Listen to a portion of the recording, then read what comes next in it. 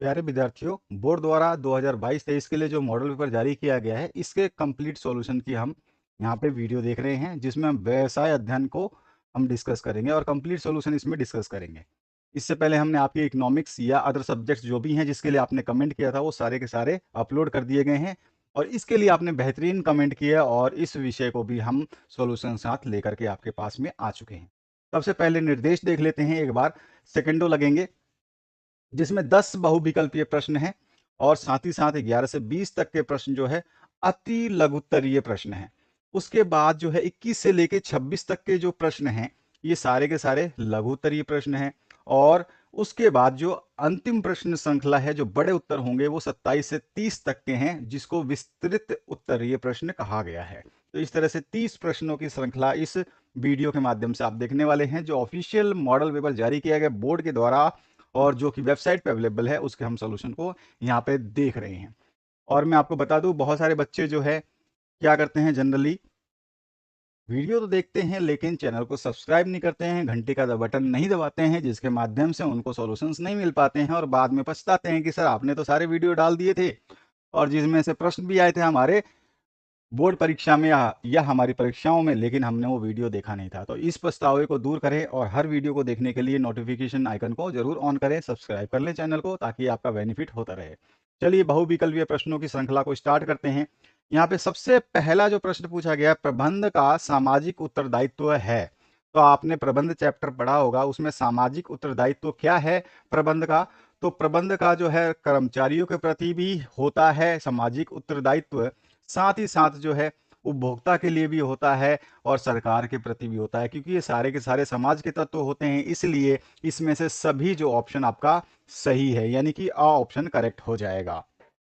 इसके बाद जो दूसरा प्रश्न पूछा गया है, इसमें पूछा गया है वैज्ञानिक प्रबंध के जन्मदाता कौन थे। तो वैज्ञानिक प्रबंध के जन्मदाता जो है वो कौन है, तो F.W. टेलर है। तो यहाँ पे स ऑप्शन करेक्ट हो जाएगा और इसके बारे में बड़ा क्वेश्चन भी दिया गया है, उसको हम डिस्कस करेंगे। वैज्ञानिक प्रबंध जो W. टेलर ने दिया था, वो कौन कौन से थे उसके बारे में विस्तार से बताएं, उस क्वेश्चन को हम देखेंगे। यहाँ पे एक भी प्रश्न नहीं छोड़ा जाएगा, चाहे अथवा हो चाहे मेन क्वेश्चन हो, कोई भी। हम जब वीडियो बनाते हैं तो हम सॉल्यूशन इस तरह से देते हैं कि बच्चे जो है एग्जाम में क्या लिखेंगे कि वो टॉपर बन सकते हैं, क्योंकि बच्चे सारे तो अच्छा लिखते हैं लेकिन उनके नंबर नहीं आते। उसका रीजन क्या है कि वो सही तरीके से नहीं लिखते हैं, या फिर उनको लिखना नहीं आता है, या फिर उनको स्कूल में टीचर ये गाइड नहीं करते कि आप एग्जाम में इस तरह से लिखेंगे।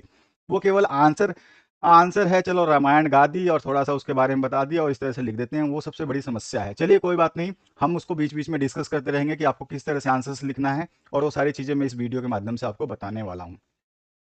अगला जो क्वेश्चन है, जॉर्ज और टेरी के अनुसार नियोजन के प्रकार हैं। तो जॉर्ज और टेरी के हिसाब से नियोजन के कुल जो प्रकार हैं वो टोटल 4 हैं। अगर वो 4 हैं तो आप मुझे बताइए कि ये 4 प्रकार जो हैं, जहां पे मैंने बताया कि 4 प्रकार होते हैं, ठीक है, ये 4 प्रकार कौन से हैं, कौन 4 प्रकार कौन से हैं, ये आप मुझे कमेंट सेक्शन में बता दीजिएगा। ठीक है, ये कमेंट सेक्शन में आप बता सकते हैं। अगर आपने तैयारी करी है तो आप मुझे बता सकते हैं, कमेंट कर सकते हैं। अगर आपने तैयारी नहीं करी है तो ऑब्वियस सी बात है, आप कमेंट नहीं कर पाएंगे। और दूसरी बात एक और बता देता हूँ, जो जो चीज़ें यहाँ पे बताई जा रही है, बड़े गांठ बांध करके सुन लेना। हर वीडियो को स्पेशली आपके लिए बहुत ही संगठित तरीके से, बहुत ही स्पेशल तरीके से लिखा जाता है। और हर वीडियो में हमारे जो सॉल्यूशंस होते हैं, पूरे यूट्यूब या पूरे किसी वेबसाइट पे आप जा करके सर्च कर लो, आपको ये सारी चीज़ें नहीं मिलेंगी। बताऊंगा, बीच बीच में आपको टोकता रहूंगा, समझाता रहूंगा, कोशिश रहेगी कि आप समझ जाएं। और अभी आपके पास समय नहीं है, तो आपके पास क्या है, फोकस। तो अपना फोकस मेंटेन करें, सब कुछ ओके हो जाएगा। तो यहाँ पे चौथा जो क्वेश्चन है, इसमें पूछा गया है, गलत संगठन संरचना व्यावसायिक निष्पादन को रोकती है तथा यहाँ तक कि उसे नष्ट कर देती है। ये कथन किसने कहा था, तो ये कथन जो है भैया ड्रकर ने कहा था। ठीक है, तो ये ड्रकर का स्टेटमेंट है, तो यहाँ पे अ ऑप्शन करेक्ट हो जाएगा। अगले प्रश्न की बात करते हैं। सभी जितने भी आपके पास जो सॉल्यूशंस देख रहे हैं, जितने भी हमने वीडियो अपलोड किए हैं, और इस वीडियो के एंड में भी चैनल के, जब भी आप वीडियो को देखते हैं तो उसका एंड तक अगर आप पहुंचते हैं तो एंड में आपको प्लेलिस्ट मिलती है। अगर आप उस प्लेलिस्ट को टच करते हैं, इसी वीडियो के ऊपर आएगा, यहाँ पे प्लेलिस्ट आएगा, जब वीडियो खत्म होगी तो उसको टच करते हैं तो आपको सारे सब्जेक्ट दिखाई देंगे। और उनमें से जो आपको सब्जेक्ट आपके पास है, चाहे वो साइंस हो, आर्ट्स हो या कॉमर्स हो, सभी के सब्जेक्ट सॉल्व किए जा रहे हैं। तो उनको सभी को देख लें, क्योंकि वो ऑलरेडी अवेलेबल करा दिए गए हैं और समय समय पर आपके लिए मैक्सिमम सब्जेक्ट के सॉल्यूशंस दे दिए गए हैं जो आपकी बोर्ड परीक्षाओं में क्वेश्चन पूछे जाएंगे। तो बार बार मैं आपको रिपीट करता रहता हूँ बीच बीच में कि ये चीज आपको करनी है। पांचवा जो प्रश्न पूछा गया है, एक बड़े संगठन में नियुक्तिकरण उत्तरदायी है। तो एक बड़े संगठन में जो है नियुक्तिकरण जो है उत्तरदायी है, वो किसके लिए है? उच्च प्रबंध के लिए भी है, मध्य प्रबंध के लिए भी है और निम्न प्रबंध के लिए है। यहाँ पे ऑप्शन नंबर जो द है ये गलत दिया गया है। इनमें से सभी जो है इसका आंसर होगा, इनमें से सभी। ठीक है, तो यहाँ पर जो ऑप्शन दिया गया है ये गलत है और यहाँ पे आ जाएगा इनमें से सभी। ठीक है, तब जाके आपका ये राइट आंसर होगा, इनमें से सभी।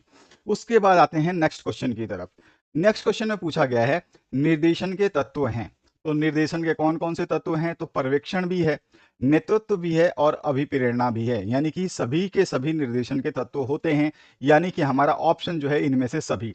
इसके बाद फिर से आपका जो क्वेश्चन है 7 नंबर, इसमें भी सभी के सभी आएगा। इसके बाद आते हैं नेक्स्ट क्वेश्चन की तरफ। इसमें पूछा गया नियोजन आवश्यक है। नियोजन किसके लिए आवश्यक है? तो लघु उपक्रम के लिए, यानी छोटे उद्योगों के लिए भी आवश्यक है, मध्यम श्रेणी के उद्योग हैं जो मिडिल श्रेणी के उद्योग हैं उनके लिए भी आवश्यक है, बड़े आकार के उपक्रम के लिए भी आवश्यक है। यानी कि यहां से फिर से आपका आंसर हो जाएगा उपयुक्त सभी के लिए ये आवश्यक है। उसके बाद आते हैं नेक्स्ट क्वेश्चन की तरफ। इसमें पूछा गया है वित्तीय प्रबंध की परंपरागत विचारधारा को त्याग दिया गया था। तो इस वित्तीय प्रबंध की परंपरागत विचारधारा को त्यागा गया था 1930 से 1940 के बीच में, जो कि इसमें ऑप्शन ही नहीं है। तो हमारा यहाँ पे स ऑप्शन जो है ये मिसप्रिंट हुआ है, तो यहाँ पे हमारा आंसर हो जाएगा सॉरी 1900, तो यहाँ पे 1030 दिया है, तो ये आपका है 1930 से 1940 में। ठीक है, तो ये आपका राइट ऑप्शन है। तो यहाँ पर ये ऑप्शन जो है ये करेक्ट नहीं है, ध्यान रखना। तो ये आपका राइट आंसर क्या है? 1930 से 1940 में जो है इसको त्यागा गया था। इसके बाद आते हैं नेक्स्ट क्वेश्चन की तरफ। नेक्स्ट जो क्वेश्चन है इसमें पूछा गया है भारत में कुल स्टॉक एक्सचेंज यानी शेयर बाजारों की संख्या कितनी है? तो भारत में कुल स्टॉक एक्सचेंज आज की गणना के हिसाब से 23 हैं। तो यहाँ पे स ऑप्शन जो है आपका करेक्ट हो जाएगा। इसके बाद 10वां जो आपका बहुविकल्पीय प्रश्न है, इसमें पूछा गया है एच मैस्लो निवासी थे। तो एच मैस्लो जो है अमेरिका के निवासी थे। तो यहाँ पर जो आपका अ ऑप्शन बिल्कुल करेक्ट ऑप्शन है। इसके बाद आते हैं हम नेक्स्ट क्वेश्चन की तरफ, जिसमें अति लघु उत्तरीय यानी कि 2 अंकीय प्रश्न पूछे जा रहे हैं।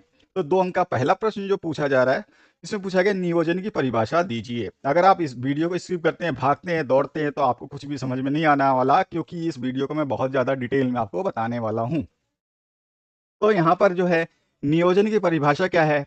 नियोजन प्रबंध का वह कार्य है जिसमें लक्ष्यों का निर्धारण करना और उन्हें प्राप्त करने हेतु की जाने वाली विभिन्न प्रकार की क्रियाओं को शामिल किया जाता है। ये है आपका नियोजन की परिभाषा।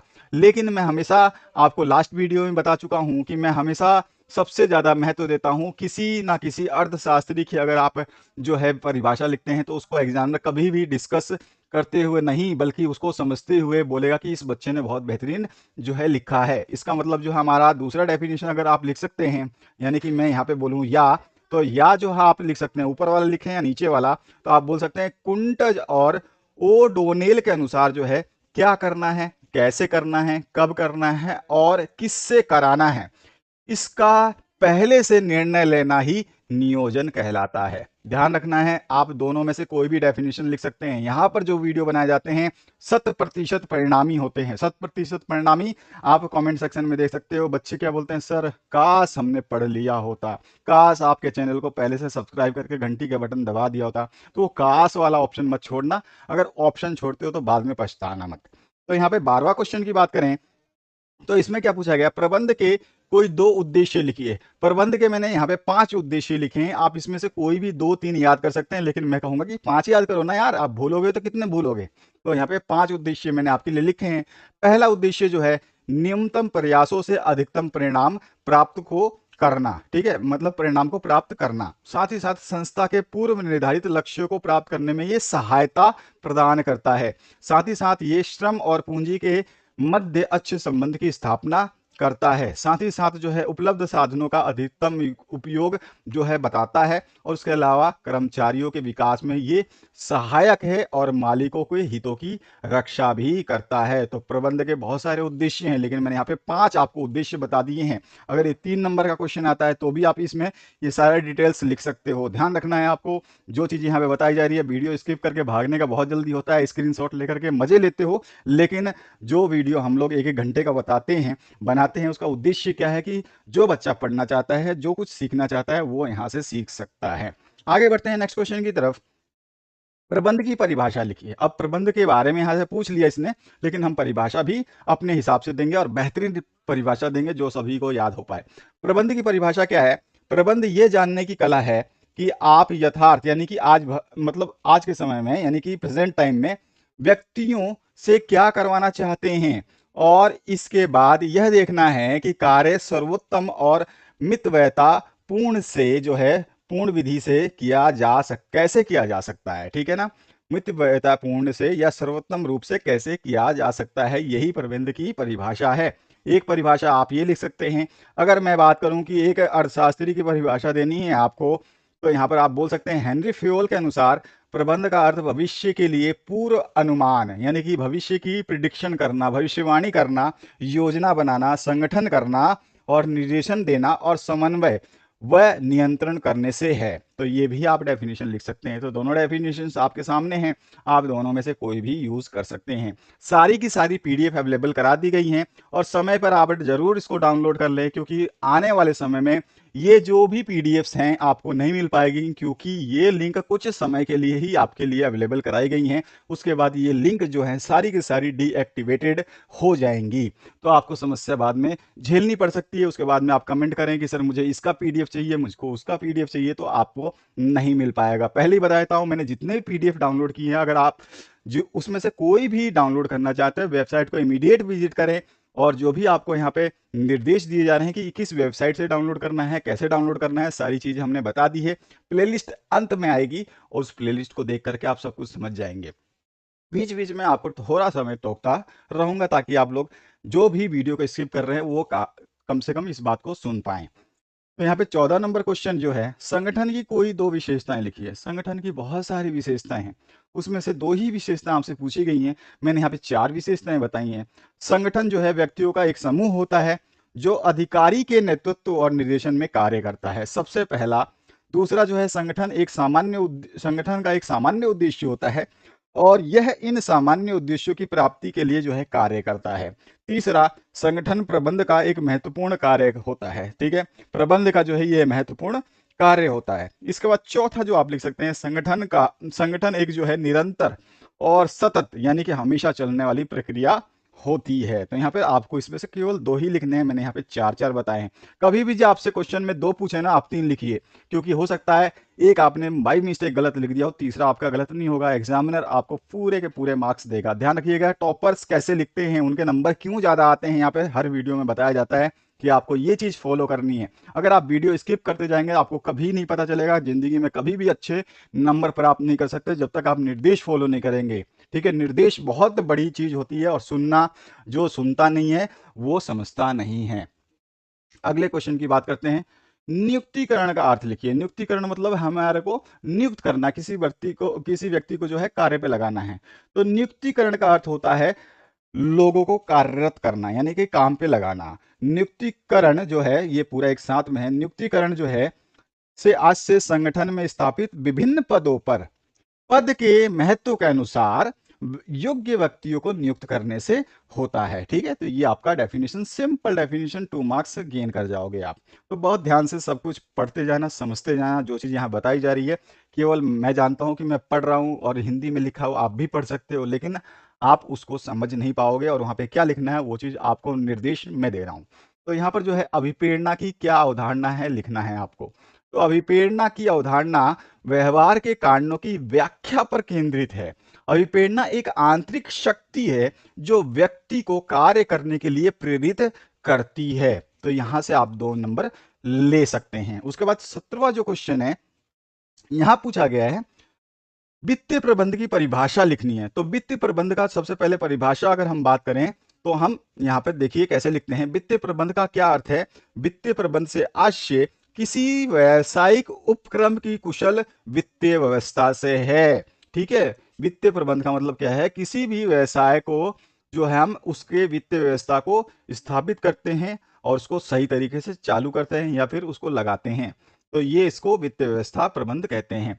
वित्तीय प्रबंध जो है एक विशेष क्रिया है जिसके अंतर्गत वित्तीय नियोजन या फिर नियंत्रण या फिर वित्त प्रबंध के कार्य किए जाते हैं। तो आप ये डेफिनेशन भी लिख सकते हैं या फिर आप ये डेफिनेशन भी लिख सकते हैं, और उसके बाद मैंने एक अर्थशास्त्री को फिर से जोड़ा है जहां पर बोला गया है गुथमैन या डुग्गल के अनुसार जो है आप बोल सकते हैं वित्तीय प्रबंध का संबंध ऐसी गतिविधियों से है जो व्यवसाय में प्रयुक्त कोषों के नियोजन, एकमात्र नियंत्रण एवं प्रशासन से जुड़ी हुई हों। तो यहाँ पे आपको मैंने 3 डेफिनेशंस बताए हैं, आपको कौन सा याद करना है आपके ऊपर डिपेंड है।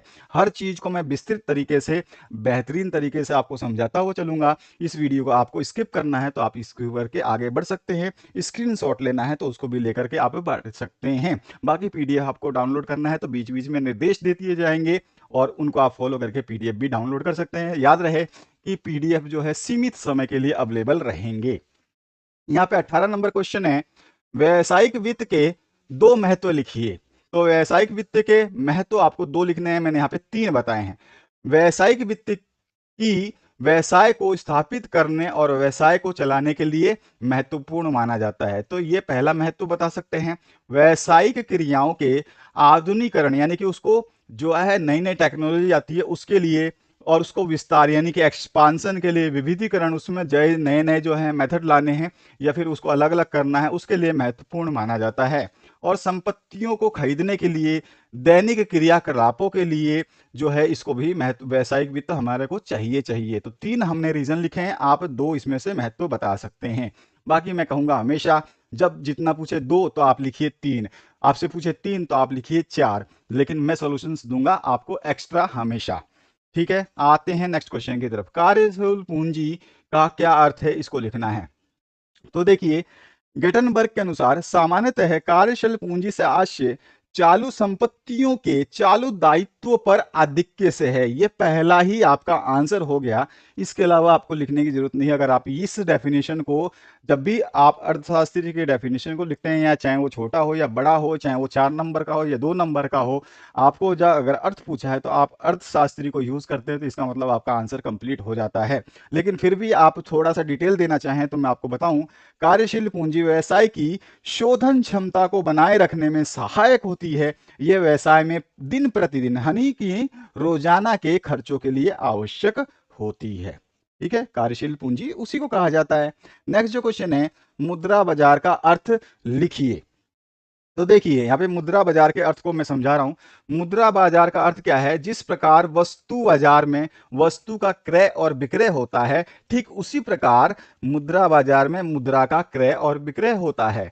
किंतु मुद्रा के ऐसे क्रय या विक्रय का अर्थ मुद्रा के उधार लेन देन से है, यानी कि यहाँ पर जो मुद्रा बाजार में होता है इसमें मुद्रा का क्रय विक्रय जो है उधार लेन देन में होता है।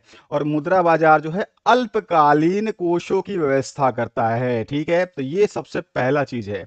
और यहाँ पर हम अगर आपको इसको लिखना चाहें तो आप जो है या ऑप्शन भी यूज कर सकते हैं। मुद्रा बाजार वह जगह है जहां अल्पकालिक कार्यकाल दायित्व जैसे कि ट्रेजरी बिल, वाणिज्य पत्र या पेपर बोलते हैं, और बैंकरों की स्वीकृति आदि खरीदे या बेचे जाते हैं। ठीक है, तो ये दूसरा डेफिनेशन है। तो आपके ऊपर डिपेंड है, हर चीज में आपको बेहतरीन देने की कोशिश कर रहा हूं और आने वाले समय में जो है आपने जो चीज अनुभव की है और जो चीज आपको चाहिए वो भी मिलते रहेंगे। और जो आप सोच रहे थे, पहले सोच रहे थे, यानी ध्यान रखना आप जो सोच रहे थे, पास्ट टेंस की बात कर रहा हूं, जो आप सोच रहे थे वो ऑलरेडी अपलोड किए जा चुके हैं। और जो आप सोच रहे हैं यानी कि प्रेजेंट में आप जो सोच रहे हैं वो अपलोड किए जाएंगे, यानी कि फ्यूचर की बात कर रहा हूं। ध्यान रखना है आप इन दोनों चीजों को। आपने जो पास्ट में सोचा था वो अपलोड कर दिए गए हैं, और जो आप अभी प्रेजेंट में सोच रहे हो वो फ्यूचर में अपलोड कर दिए जाएंगे। घंटी का बटन दबा करके सब्सक्राइब कर लेना, क्योंकि आपको नोटिफिकेशन तभी मिलेगी जब आप इसके सब्सक्राइब करके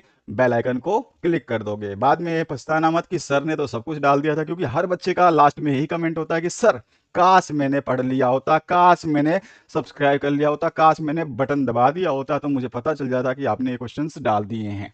तो याद रखना, यहाँ पे जो भी क्वेश्चन डाले जाते हैं एकदम सटीक टू सटीक एग्जाम में आने वाले क्वेश्चनों को डाला जाता है। तो आगे बढ़ते हैं नेक्स्ट क्वेश्चन पे, जहां पे लघु उत्तरीय प्रश्न पूछे जाएंगे। 5 अंकों के सारे प्रश्न की श्रृंखला आप देखने वाले हैं। इसके बाद में 10 अंक के प्रश्न, जितने भी आपके 10 मार्क्स के क्वेश्चन है उनको हम डिस्कस करने वाले हैं। तो यहाँ पे 21वां नंबर क्वेश्चन है, प्रबंध विज्ञान एवं कला दोनों हैं, इसकी व्याख्या करनी है। तो देखिए ध्यान से और समझिएगा ध्यान से, क्योंकि यहाँ पर जितने भी सॉल्यूशंस दिए गए टॉप मोस्ट, मैं कह रहा हूँ किसी वेबसाइट पे, किसी बुक में, किसी गाइड में, किसी भी जो सीरीज आप खरीदते हैं, पता नहीं कितनी कितनी सीरीज आप खरीदते हैं, उनमें कहीं पे भी नहीं मिलेगा। क्योंकि ये जो सॉल्यूशंस बनाए जाते हैं हम पहले स्टडी करते हैं, हमारे को एक सॉल्यूशन एक पेपर को करने में एक बच्चे की दृष्टि से हम करते हैं कि एक बच्चा कैसे समझ पाएगा, और उसमें हमारे को 8-8 घंटे, 7-7 घंटे, 6-6 घंटे, 5-5 घंटे लगते हैं, जो कि पेपर में 1 घंटे में सॉल्व कर सकता हूँ। लेकिन मैं सॉल्व नहीं करना चाहता, मैं आपको समझाना चाहता हूँ और आपको वो चीज़ बताना चाहता हूँ जिसको आपने ना तो स्कूल में सीखा होगा, ना कहीं किसी वेबसाइट से या किसी यूट्यूब चैनल से आप सीख पाओगे। तो यहाँ पर है 21वां क्वेश्चन,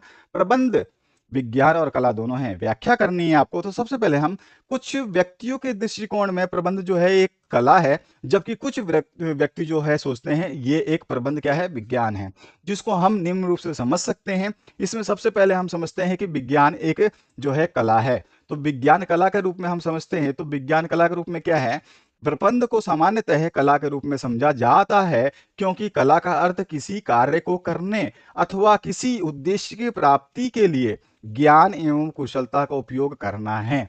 कला जो है ठोस परिणामों को प्राप्त करने का, यानी कि जो आप परिणाम चाहते हैं वही मिले, ठोस का मतलब है वही मिले। तो कला ठोस परिणाम को प्राप्त करने का तरीका है, अतः इसे कला की संज्ञा देना गलत नहीं है। क्योंकि प्रबंध का उद्देश्य, क्योंकि रीजन बता दिया हमने, क्योंकि प्रबंध का उद्देश्य किसी उपक्रम में सार्थक परिणाम को प्राप्त करना होता है। साथ ही साथ प्रबंध की कुशलता में उसके दैनिक अनुभव और अभ्यास की वृद्धि भी होती है। तो यहाँ पे 2 रीजन से हम बता सकते हैं कि प्रबंध जो है कला के रूप में भी माना जाता है। लेकिन क्वेश्चन में बोला है कि प्रबंध कला और विज्ञान दोनों हैं, तो इसकी व्याख्या हम करने वाले हैं। तो हमने तो कला बता दिया, अब हम विज्ञान के बारे में बताने वाले हैं। तो प्रबंध जो है विज्ञान के रूप में कैसे हम जस्टिफाई करेंगे, तो इसी तरह व्यावसायिक प्रबंध निश्चित सिद्धांतों पर आधारित सुव्यवस्थित ज्ञान का भंडार है। कोई भी चीज जो है कुछ ना कुछ ज्ञान लेके चलता है, और हर चीज किसी ना किसी सिद्धांत को जो है अपनाता है। चाहे आपके घर में हो, चाहे बाहरी जीवन में देखें, हर जगह पे एक सिद्धांत लागू होता है। उस सिद्धांत को आप कभी भी अनुभव नहीं कर पाते, क्योंकि आपने उसके बारे में कभी जिंदगी में सोचा नहीं है। और जब आप सोचोगे तो आपकी क्लास और आपका ये पेपर जब तक निकल चुका होगा। तो अभी से सोचना शुरू कर दीजिए कि सब कुछ सिद्धांत पे चलता है। हर चीज, पृथ्वी आपको जिंदा रख रही है, उसके ऊपर भी कोई सिद्धांत लागू है। पेड़ पौधा, बारिश, सब कुछ सिद्धांत पे होता है। आप खाना खाते हैं वो भी सिद्धांत पे लागू है। हर चीज सिद्धांत पे लागू है। सिद्धांत को भूलना मत। ये प्रिंसिपल जो है हर जगह लागू होता है, दैनिक क्रियाओं में लागू होता है, सोने से उठने और उठने से बैठने तक लागू होता है। मतलब प्रति सेकंड एक सिद्धांत काम करता है। इसको आप नहीं समझेंगे क्योंकि ये फिजिक्स का है। तो चलिए, यहाँ पर हम बीएसटी में डिस्कस कर रहे हैं, और हम जो चीज डिस्कस करते हैं वो हम हर चीज को, नॉलेज को लेके चलते हैं। यानी कि केमिस्ट्री भी देते हैं आपको, फिजिक्स भी देते हैं, आपका बायोलॉजी भी देते हैं, बीएसटी देते हैं, इकोनॉमिक्स देते हैं। तो सभी का निचोड़ जब हमारे पास होता है तो हम समझ पाते हैं कि हर सब्जेक्ट में कौन सी चीज महत्वपूर्ण है और कौन सी विरोधी। तो यहाँ पर इसी तरह व्यावसायिक प्रबंध निश्चित सिद्धांतों के आधारित सुव्यवस्थित ज्ञान का भंडार होती है, और विद्वानों ने अपने अनुभव और ज्ञान के आधार पर समय समय पर व्यवसाय संबंधी अनेक सिद्धांतों का प्रतिपादन किया है, आविष्कार किया है, या उन्होंने अपना सिद्धांत दिया है, जो प्रबंध को विज्ञान की कोटि में रखने के लिए काफी पर्याप्त माने जाते हैं। तो हम निष्कर्ष के स्वरूप कह सकते हैं कि उपयुक्त अध्ययन के उपरांत हम कह सकते हैं कि प्रबंध कला और विज्ञान दोनों ही है। वास्तव में इसके वैज्ञानिक जो हैं, वैज्ञानिक एवं कलात्मक रूपों को अलग नहीं किया जा सकता। यानी कि ये वैज्ञानिक भी है और कला भी है, ये विज्ञान भी है और कला भी है, इसको अलग नहीं किया जा सकता। और सैद्धांतिक ज्ञान व्यवहारिक ज्ञान के बिना, यानी कि जो भी आपके पास में प्रिंसिपल्स हैं, अगर उसको आपने रेगुलरली अपनाया नहीं है, अगर आपने व्यवहार में लाया नहीं है, तो उसके बिना जो है ये अधूरा है। और इसी तरह से जो आपने अपनाया है और उसको जो सैद्धांतिक में आपने प्रयोग नहीं किया है, तो उसके बिना जो है उसका भी उपयोग नहीं हो सकता है। अर्थात हम कह सकते हैं कि कुशल प्रबंध के लिए प्रबंध का ज्ञान और अनुभव दोनों ही परम आवश्यक है। ठीक है, तो ये आपको समझ में आ चुका होगा। निष्कर्ष के द्वारा हमने बता दिया 5 नंबर के क्वेश्चन में बहुत ही कम लिखा और बेहतरीन लिखा। और इसी तरह से आपको एग्जामिनर को संतुष्ट करना होता है। एग्जामिनर के पास ज़्यादा समय नहीं होता कि आपकी कॉपी को 1 घंटे तक बैठ के पढ़े। बच्चे ने क्या लिखा होगा, बच्चे ने तो कुछ भी लिखा होगा। एग्जामिनर आपको 2 मिनट देगा, 2 मिनट से ज़्यादा मैक्सिमम 3 मिनट, 3 मिनट से कभी भी एग्जामिनर एक कॉपी को नहीं देता है, ध्यान रखना। अगर एग्जामिनर एक ही कॉपी को आधा घंटा या 15 मिनट या 20 मिनट देगा तो आपका रिजल्ट आएगा 4 महीने बाद, जो कि पॉसिबल नहीं है। ठीक है, आपका नया सेशन जो है लागू हो जाता है।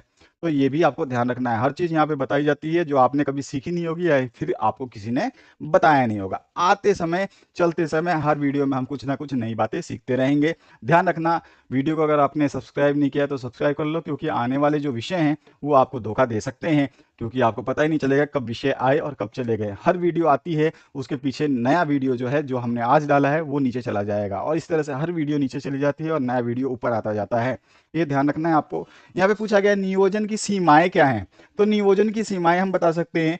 पहली सीमा क्या है, नियोजन जो है समय नष्ट करने की प्रक्रिया होती है। ये सीमा है भाई, नियोजन तो हम करते हैं लेकिन ये समय नष्ट करता है। साथ ही साथ नियोजन जो है रचनात्मकता को भी कम करता है, आपके अंदर जो भी क्रिएटिविटी है उसको भी कम करता है। साथ ही साथ जो नियोजन दृढ़ता उत्पन्न करता है, बहुत ही ज्यादा दृढ़ता उत्पन्न करता है, इसको हम समझेंगे। और नियोजन सफलता का आश्वासन नहीं है कि आपने जो प्लानिंग करी वो एकदम 100% सही होगी, ये बिल्कुल करेक्ट नहीं है। और साथ ही साथ परिवर्तनशील वातावरण में नियोजन प्रभावी नहीं होता। जहाँ पे हर चीज चेंज होता है वहाँ पे प्लानिंग आपका फेल होना ही होना है। आपने सोचा कि कल यार मैं जाऊंगा, मैंने राजधानी की टिकट बुक कर ली और मुझे अजमेर से जयपुर जाना है, या फिर मुझे बल्लभगढ़ से आपका कानपुर जाना है। तो आपने जो भी आपने प्लानिंग बनाई है वो परिवर्तनशील वातावरण में है, यानी कि गवर्नमेंट के ऊपर है, किसी दूसरे के ऊपर है, तो वो चेंज हो जाता है, तो प्रभावी वहां पे नहीं रहता। तो ये चीज तो आपने समझ लिया है डिटेल में। जो चीज मैंने आपको समझाने की कोशिश करी, अब इसको हम अपने शब्दों में पिरो देंगे। सबसे पहले, नियोजन समय नष्ट करने वाली प्रक्रिया है। तो नियोजन जो है एक खर्चीली प्रणाली है, क्योंकि इसमें योजना बनाने में बहुत समय और श्रम भी लगता है, यानी कि मेहनत भी लगती है, और उन्हें लागू करने के लिए समय भी नहीं बचता, क्योंकि इसको बनाने में ही ज़्यादा समय लग गया है। इस कारण लागत में वृद्धि हो जाती है, यानी कि इसमें जो है समय वृद्धि, अगर आपका समय खर्च होता है इसका मतलब आपका पैसा बर्बाद हुआ। ध्यान रखना, आपका समय ही आपका पैसा है। बोलते हैं ना, टाइम इज मनी। अगर आपने ये सीखा है तो आप जो है बिजनेस स्टडीज को अच्छी तरह से जानते हैं। तो इस कारण जो है लागत में वृद्धि होती है, और कभी कभी तो नियोजन से मिलने वाला जो लाभ है, यानी कि हमने जो प्लानिंग बनाई है कि भविष्य में ये करेंगे वो करेंगे और उससे मेरे को ये फायदा होगा, वो क्या होता है कि नियोजन करते समय, यानी कि प्लानिंग करते करते जितना हम खर्च कर देते हैं उसके कम हो जाता है। यानी कि हमने जो प्लानिंग करते समय जो खर्चा किया है या जो हमने अपना समय दिया है, उस समय का महत्व लास्ट में नहीं मिलता है, क्योंकि हमने नियोजन में ज्यादा व्यय किया अपने समय का या फिर अपने पैसे का। लेकिन हमारा जब नियोजन बना और उसका परिणाम मिला तो हमने देखा कि हमने जो भी इसमें इनपुट दिया था वो आउटपुट में नहीं मिला। तो वही जो हम बोल रहे हैं कि लाभ जो है वैसे व्यय की अपेक्षा जो है कम हो जाती है। तो पहला आपको चरण समझ में आ चुका होगा कि नियोजन जो है समय नष्ट करने की प्रक्रिया होती है। ये नियोजन की सीमाएं हैं, ध्यान रखना है हर चीज को। इसके बाद जो दूसरा है, नियोजन रचनात्मकता को कम करती है। तो नियोजन रचनात्मकता को, यानी प्लानिंग जो है क्रिएटिविटी को कम कैसे करती है। तो नियोजन जो है उच्च प्रबंध द्वारा किया जाता है। हमेशा जो है टॉप लेवल के मैनेजमेंट जो है प्लानिंग करते हैं, आपके माता पिता प्लानिंग करते हैं। आपकी प्लानिंग नहीं चलती आपके घर में, तो आप समझ सकते हैं कि आपका घर ही एक जो है एक कंपनी है, और उसमें आप लोग सदस्य जो है काम करते हैं, और आपके माता पिता जो है एमडी या जो भी हैं, वहां पर जो है नियोजन कौन बनाता है, तो आपके माता पिता बनाते हैं। ऐसा कोई शख्स नहीं है जो अपनी जो है मनमानी करता हो और उसके माता पिता उसकी सुनते हों। ऐसा कभी भी नहीं हुआ है, और ऐसा होता है तो वो बच्चा समझ लो कि उसका कुछ नहीं होगा। चलो, नियोजन उच्च प्रबंध द्वारा किया जाता है, जो भी बड़े लोग हैं उनके द्वारा किया जाता है, जो अन्य स्तर की रचनात्मकता को कम करता है। यानी कि नियोजन जो आपके माता पिता ने कह दिया वो फाइनल है, आपके अंदर चाहे कितने भी गुण हो वो क्या हो जाएंगे, डिस्ट्रॉय हो जाएंगे, वहां पे कम हो जाएंगे। क्या करना है, कब करना है और किसके द्वारा किया जाना है, ठीक है ना। मतलब सुबह रोटी क्या बनेगी, कब बनेगी और किसके द्वारा बनाई जाएगी, ये भी निश्चित जो है उच्च प्रबंध करता है। पहले से ये सुनिश्चित होता है और कर्मचारियों को केवल वैसे ही करना होता है, यानी कि आप लोगों को वैसे ही, जिसको निर्देश दिया जाता है उसको वैसे ही करना होता है जैसे उन्हें निर्देश दिए जाते हैं। ना तो इसमें वो कोई विचलन करने के लिए अधिकृत होते हैं, यानी कि इसमें कोई मनमानी उनको करने के लिए छूट नहीं दी जाती है। आपको कोई छूट नहीं दी जाती, आपको कहा गया है कि ये काम करना है तो करना है। भले उसके लिए आपके लात जूते पड़े वो बात अलग है, लेकिन अगर आप नहीं करते हो तो पड़ेंगे, करते हो तो नहीं पड़ेंगे। सिंपल सी बात है। मैं आपको एग्जांपल आपके घर से मतलब इसको नियोजन को लेके चल रहा हूँ, आपके घर पे समझा रहा हूँ, आपके घर के अंदर इन होम की बात कर रहा हूँ। तो और ना ही अपनी इच्छा अनुसार कार्य करने के लिए अनुमति मिलती है। और साथ ही साथ देखो, उसमें तो कोई बदलाव कर नहीं सकते हो जो डिसाइड कर दिया गया। साथ ही साथ ये भी नहीं बोला जाता है कि आप अपनी इच्छा हिसाब से कर लो भैया। तो ये चीज जो है यहाँ पे रचनात्मकता, यानी कि आपकी क्रिएटिविटी क्या होती है, कम हो जाती है, कम कर देता है ना आपकी रचनात्मकता को। इसके बाद जो है हमने बताया नेक्स्ट पॉइंट में, नियोजन जो है वो क्या करता है, दृढ़ता उत्पन्न करता है। नियोजन में एक निश्चित मार्ग पर ही कार्य करना पड़ता है, जो बताया गया उसके हिसाब से आप चलोगे। अर्थात कर्मचारियों को योजना के अनुरूप ही काम करना पड़ता है, जो भी आपको बताया गया उसके अनुरूप काम करना पड़ता है, जिसके कारण व्यक्तिगत रुचि, जो आपके अंदर इंटरेस्ट है और पहल शक्ति जो है, आप जो करना चाहते हैं वो समाप्त हो जाती है। और इस प्रकार नियोजन से जो है व्यक्तिगत स्वतंत्रता का हनन होता है, यानी कि आपकी स्वतंत्रता छीन ली जाती है। यानी कि नियोजन जो है दृढ़ता उत्पन्न कर देता है। और साथ ही साथ नियोजन सफलता का आश्वासन नहीं है, यानी कि आपने जो प्लानिंग बनाई वो 100% सिक्योर होगी, इम्पॉसिबल। आज तक किसी की प्लानिंग जो 100% सिक्योर नहीं हुई है, क्योंकि उसमें जो प्रकृति भी शामिल है, और जब नेचर शामिल होता है तो हर चीज जो है आपके हिसाब से नहीं चल सकती है। उपक्रम की सफलता उचित योजना के उचित क्रियान्वयन पर निर्भर करती है। प्रबंध की पूर्व में आजमाई गई योजना पर विश्वास करने की प्रवृत्ति होती है कि भैया हमने जो पहले किया था यार वो तो सक्सेस हुआ था। हमने क्या बोला था, मैं क्रिकेट का एग्जांपल लेता हूँ, रोहित शर्मा को स्ट्राइक पे दिया था या फिर ओपनिंग करवाई थी, तो उसने जो बेहतरीन परफॉर्मेंस दिया था। लेकिन आप उसी मैच को, यानी उसी सीरीज को, पहले मैच को आप देख चुके हैं, रोहित शर्मा ने 100 बनाया था। लेकिन जब दूसरा मैच उसी सीरीज का हुआ, दूसरा मैच जो हुआ नेक्स्ट डे हुआ या चौथे दिन हुआ, तो देखा रोहित शर्मा तो 0 पे आउट हुआ। प्लानिंग क्या हो गई, वहां पे फेल हो गई।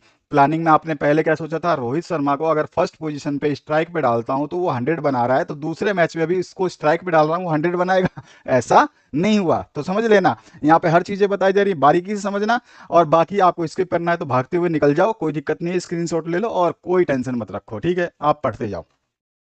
तो योजना जो है विश्वास की, जो विश्वास करने की प्रवृत्ति होती है, हम विश्वास पे ही चलते हैं योजना। लेकिन सदैव ऐसा नहीं होता है, और ऐसा नहीं होने से क्या होता है, योजना जो हमारी सफल नहीं हो पाती और जो है वो दोबारा विफल हो जाती है और उसको हमें दोबारा बनाना पड़ता है। ठीक है, तो इसी तरह से हम कह सकते हैं कि नियोजन जो है सफलता का आश्वासन नहीं देती। कोई भी प्लानिंग हो आपके, आपने बनाई हो, आप तो हमेशा रोजीना प्लानिंग बनाते हो, सुबह उठ के ये करूंगा और ये करूंगा। सुबह पता चलता है कि पापा लेके डंडा खड़े हैं, निकल तू गेट से बाहर, निकल तू दरवाजे से बाहर, सारी की सारी प्लानिंग आपकी धरी रहती। तो आप अपने अपने से रिलेट करो ना, आपके जितने भी सब्जेक्ट है ना आप अपने से रिलेट कर सकते हो। इकोनॉमिक्स हो, बीएसटी हो, फिजिक्स हो, केमिस्ट्री हो, सबको आप अपने से रिलेट कर सकते हो। दिन में मैं कहता हूँ 24 घंटे में जो काम करते हो उसमें सारा का सारा सिलेबस निचोड़ के आप रख सकते हो।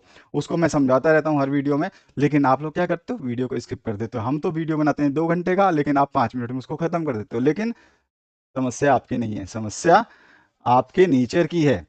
ठीक है, चलिए कोई बात नहीं। और हमारा तो यही अधिकार रहेगा कि आप लोगों को समझाते हुए चलें। बाकी आप लोग देखें ना देखें, भविष्य में बहुत सारे बच्चे हैं जो देखने का प्रयास करेंगे और इसको प्रयासरत होते हुए देखेंगे भी और अपना भविष्य भी सुधारेंगे। आने वाले समय में हम सब कुछ देखते रहेंगे और सब कुछ को निचोड़ जो है निचोड़ करते रहेंगे। यहाँ पर देखिए, नियोजन परिवर्तनशील वातावरण में प्रभावी नहीं होता। मैंने कहा कि जैसे जैसे परिवर्तन होता है, नियोजन का काम ही नहीं है। तो नियोजन भविष्य के बारे में किए जाने वाला पूर्व अनुमान होता है, यानी कि हम भविष्य के लिए बनाते हैं, क्योंकि भविष्य अनिश्चित होता है। कल मैंने आज प्लानिंग बनाई, कल के पता चला कि मैं ही न रहा, तो प्लानिंग गई तेल लेने। तो ऑब्वियस सी बात है, ये परिवर्तनशील वातावरण के अनुकूल नहीं होती। ठीक है ना, तो हम सिंपल सी बात समझ चुके हैं। बाकी यहाँ पे इसको, जो लैंग्वेज लिखी गई है यहाँ पर, इस लैंग्वेज को रटो, याद करो, क्योंकि मैं तो समझा रहा हूँ लेकिन आपके समझ में बैठे ना बैठे वो बात की बातें हैं। लेकिन यहाँ पे जो चीज़ें लिखी गई हैं एकदम सटीक और सार्थक बातें, जो आपने दैनिक जीवन में जो चीज़ किया है वो चीज़ें, हर चीज़ यहाँ पे आपको वही चीज़ बताई जाएंगी। नेक्स्ट क्वेश्चन की बात करते हैं, 23 नंबर। पूंजी एवं पूंजी संरचना में अंतर आपको बताना है। सबसे पहले कैपिटल की बात करें, जिसको हम पूंजी बोलते हैं, तो पूंजी का तात्पर्य व्यवसाय के शुद्ध मूल्य से होता है। सबसे पहला पॉइंट हम लिखेंगे, 5 नंबर का अंक है तो उसके हिसाब से डिस्क्रिप्शन दे रहे हैं हम यहाँ पे। पूंजी जो है ये शुद्ध मूल्य व्यवसाय की कुल, मतलब जो शुद्ध मूल्य होता है, लेकिन शुद्ध मूल्य कैसे निकलता है, तो शुद्ध मूल्य जो है व्यवसाय की कुल संपत्ति में से सभी अल्पकालिक और दीर्घकालिक दायित्वों को घटा करके निकाला जाता है। पूंजी व्यवसाय के मालिकों द्वारा ही लगाई जाती है और इसी प्रकार अंश पूंजी का अभिप्राय भी कंपनी द्वारा निर्गमित अंशों के जो है अंशों के दान मूल्य से है। ठीक है, तो यहाँ पे पेड अप दान मूल्य, ठीक है, यहाँ पे तो आपको दान कर देना है, क्योंकि कहीं पर जो है स्पेलिंग जब हम लिखते हैं तो भैया हिंदी टाइप कर रहे हैं, हिंदी टाइप करते समय तो मिस्टेक हो सकती है, तो दान मूल्य से होता है। और साथ ही साथ जो हम बता सकते हैं कि जो आपकी नेक्स्ट जो पार्ट है इसमें क्या बता सकते हैं कि इसी प्रकार जो है आपकी पूंजी, मतलब इस प्रकार अंश पूंजी जो का अभिप्राय क्या होता है, कंपनी द्वारा निर्गमित अंशों के दान मूल्य से होता है। और इसमें ऋण पत्र और अन्य ऋण को शामिल नहीं किया जाता, यानी कि शामिल नहीं किया जाता। ठीक है, यहाँ पे शामिल नहीं किया जाता, तो यहाँ पर जो हमारा मिसप्रिंट है इसको हम सही करेंगे, जो है शामिल नहीं किया जाता। ठीक है, नहीं यहाँ पे क्या हो जाएगा, किया जाता। ठीक है, अब जो नेक्स्ट पार्ट है इसकी बात करें, पूंजी संरचना, यानी कि कैपिटल स्ट्रक्चर की बात कर रहा है, पूंजी संरचना की बात कर रहा है। तो पूंजी संरचना में क्या होती है, पूंजी संरचना का अभिप्राय पूंजी के दीर्घकालीन स्रोतों से प्राप्त कोषों के अनुपात से है, जैसे कि अंश पूंजी हो, पूर्व अधिकार अंश पूंजी हो, दीर्घकालीन ऋण हो या आरक्षित आय इत्यादि हो, जो भी आपका रिजर्व आय है। उसके अलावा क्या हो सकता है, पूंजी संरचना जो है प्रबंध का मुख्य उद्देश्य क्या होती है, स्थायी पूंजियों और ऋण पूंजी में संतुलन बनाए रखना होता है। पूंजी संरचना में दीर्घकालीन कोषों यानी पूर्व अधिकार अंश ऋण पत्र को शामिल किया जाता है और पूंजी संरचना के अंतर्गत जिन प्रतिभूतियों द्वारा पूंजी एकत्रित की जाएगी उनके प्रकार और उनका अनुपात भी निश्चित किया जाता है। तो ये सारी चीजें जो है इसमें शामिल होती हैं। नेक्स्ट जो पार्ट है उसकी बात करें तो यहाँ पे जो बोला गया है, चयन प्रक्रिया में साक्षात्कार, यानी कि जब भी आप चयन करते हैं, सिलेक्शन करते हैं, तो उसमें आप जो इंटरव्यू लेते हैं उसका क्या महत्व है उसको बताना है। तो चयन प्रक्रिया में साक्षात्कार को महत्व को इस तरह से समझा जा सकता है, साक्षात्कार नौकरी के लिए आवेदन की उपयुक्तता का आकलन करने हेतु आवेदन और साक्षात्कारकर्ता जो इंटरव्यू लेता है उसके बीच मौखिक, यानी कि बातों वाली जो है, यानी कि मौखिक वार्तालाप या आमने सामने बातचीत है। यह एक चयन तकनीक है जो साक्षात्कारकर्ताओं को प्रार्थी जो इंटरव्यू दे रहा है उसके व्यवहार और प्रत्यक्ष रूप से मूल्यांकन करने में सक्षम बनाती है।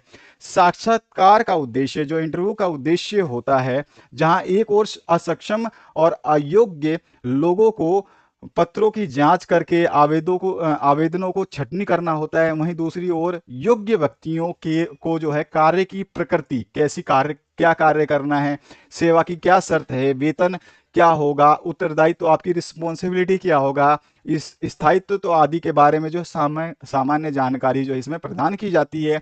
और साक्षात्कार के दौरान जो आवेदकों से शिक्षा, अनुभव, प्रशिक्षण, रुचि, आयु आदि के बारे में प्रश्न पूछे जाते हैं, जिनसे जो है उनकी पूर्ण जानकारी प्राप्त होती है। यानी कि हम कह सकते हैं चयन प्रक्रिया में साक्षात्कार यानी कि इंटरव्यू के निम्न महत्व हैं, ये इंपॉर्टेंस है कि यह पता लगाना कि प्रार्थी को नौकरी के लिए, जो प्रार्थी जो आपके पास आया है वो नौकरी के लिए उपयुक्त है या नहीं है, साथ ही साथ उसकी शैक्षिक डिग्री और उसके ज्ञान दोनों के दोनों सही हैं या नहीं हैं। कई लोग तो मार्कशीट लेके पहुंच जाते हैं ना, मैंने कि एमबीए किया है, मैंने तो एमएलएल किया है, मैंने वो ये किया है, और उनके पास ज्ञान कुछ भी नहीं होता है। और जो है प्रार्थी व्यक्तित्व का मूल्यांकन भी होता है कि आपका प्रार्थी जो आपके सामने बैठा है, जिससे हम बात कर रहे हैं, जिसका इंटरव्यू ले रहे हैं, उसका व्यक्तित्व कहता है, उसकी बातों से पता चल जाएगा। और प्रार्थी के बारे में जानने से और उसको नौकरी और संस्था के बारे में जो है ज्ञान प्रदान भी जो है हो जाता है। तो इस तरह से सारे पॉइंट जो है इंक्लूड कर सकते हैं। उसके बाद आते हैं नेक्स्ट क्वेश्चन पे, प्रबंध के सिद्धांतों की आवश्यकता किन कारणों से है, व्याख्या करिए। यानी कि प्रबंध की सिद्धांतों की आवश्यकता क्यों है, हमें बताना है। तो प्रबंध की आवश्यकता जो है, सबसे पहले कार्य कुशलता में वृद्धि करने से। जो भी हम कार्य करवाना चाहते हैं उसमें जो है हम क्या करना चाहते हैं, उसके संपूर्ण संस्था के कार्य कुशलता में वृद्धि करना चाहते हैं। इसलिए प्रबंध जो है उन सिद्धांतों को लागू करता है और उनकी जानकारी जो है लोगों को देता है। साथ ही साथ सही दृष्टिकोण और कार्य प्रणाली के विकास में योगदान के लिए भी इसका उपयोग किया जाता है, जिसमें आप मार्गदर्शन करते हैं, साथ ही साथ कार्य के सिद्धांत को भी समझाते हैं। उसके अलावा सामाजिक उद्देश्य क्या है, तो यहाँ पे बताया जाता है कि समाज के प्रति लोग जो है वो कैसे व्यवहार करें और जो है जीवन स्तर उनका कैसे बढ़े, परिणाम स्वरूप सामाजिक उद्देश्य की पूर्ति जो है इससे की जा सकती है। उसके अलावा जो है हम बता सकते हैं प्रबंधकीय कार्यों का समुच्चय निष्पादन हेतु, यानी कि जो भी हम प्रबंध में जितने भी कार्य करते हैं उसको ठीक ढंग से करने के लिए इसकी आवश्यकता होती है। और साथ ही साथ जटिल समस्याओं को सुलझाने के लिए, चाहे वो कैसी भी जटिल हो, व्यवसाय से संबंधित हो, तो उसको हम सुलझा करके व्यवसाय में सफलता भी प्राप्त कर सकते हैं। तो ये सारे के सारे प्रबंध के सिद्धांतों की आवश्यकता इन कारणों से हम कह सकते हैं कि होती है। इसके बाद आते हैं पांच ही नंबर के प्रश्न चल रहे हैं इसके बाद में। अब इस 27 नंबर से हम स्टार्ट करेंगे, लेकिन अभी 26 नंबर चल रहा है। इसके बाद जो है 27 नंबर से सारे 10 अंक के प्रश्न होंगे। सारे अथवा अथवा सब कर दिए हमने, और इस पूरे पीडीएफ को आप डाउनलोड भी कर सकते हैं। जैसे मैंने बताया, अगर आपने चैनल को सब्सक्राइब नहीं किया, दूसरों को शेयर नहीं किया, अपने दोस्तों के साथ में धोखा कर रहे हैं, तो सबसे बड़ी बेईमानी उनके साथ हो जाएगी और आपके साथ भी हो रही है, क्योंकि आप अपना भला देख रहे हैं, दूसरे का नहीं देख रहे हैं। प्रबंध पढ़ रहे हैं और दूसरे का भला नहीं देख रहे हैं, तो कैसे हो सकता है। चलिए 26 नंबर क्वेश्चन की बात करते हैं। औपचारिक और अनौपचारिक संगठन में आप अंतर बता सकते हैं। यहाँ पे टेबुलर फॉर्म में बता दिए हमने, उत्पत्ति के आधार पर बताया है, साथ ही साथ उद्देश्य क्या होता है औपचारिक का या अनौपचारिक का, बहुत ही सिंपल लैंग्वेज में लिखा है कि यहाँ पर जो है हम क्या करते हैं, भार का अर्पण करते हैं, अधिकारों का अर्पण करते हैं। और यहाँ पर जो है सामाजिक संबंधों के कारण, अरे यार तू मेरा दोस्त है ले ले, तो इस तरह से होता है। उद्देश्य क्या होता है, यहाँ पर जो है उद्देश्य होता है तकनीकी संगठन की तकनीकी उद्देश्यों के लिए जो है इसका औपचारिक संगठन का निर्माण किया जाता है, या औपचारिक संगठन में जो है तकनीकी उद्देश्य होते हैं। और सामाजिक अनौपचारिक में सामाजिक संतुष्टि प्राप्त करें, अरे मेरे को मजा आ रहा है, चल ले ले यार, तू इसकी बात भी कर ले उसकी बात भी कर ले, तो इस तरह से सारी चीजें। आकार किसका कैसा होता है, तो आकार जो है औपचारिक संगठन का बड़ा होता है, सामाजिक संगठन या 2-4 लोगों के बीच में बात होती है तो छोटा होता है।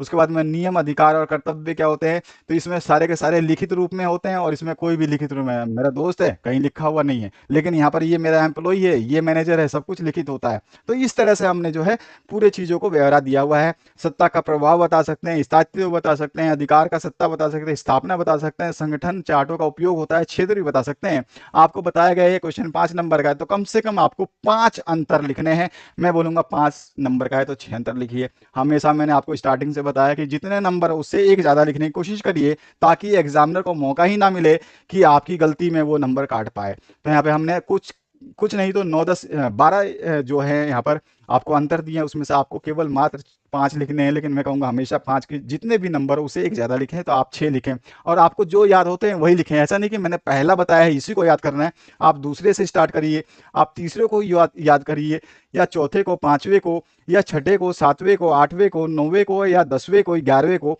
आप किसी को भी याद कर सकते हो। इसमें से कोई भी 5 या 6 लिख सकते हो। मैं हमेशा कहूँगा एक अधिक लिखिए, 6 लिखिए, ठीक है। तो बहुत ही सिंपल है, पहले से बताता हूँ। 1 से लेकर के 5 तक आप आराम से देख सकते हैं। मैंने 2-3 समझा दिया, आपको समझ में आ चुका होगा किस तरह से हमको इसके संबंध को स्थापित करना है। जरूरी नहीं है कि आप बेसिक अंतर बताएं, आप सीधे सीधे औपचारिक और अनौपचारिक संगठन लिख करके भी उनके अंतर को बता सकते हैं।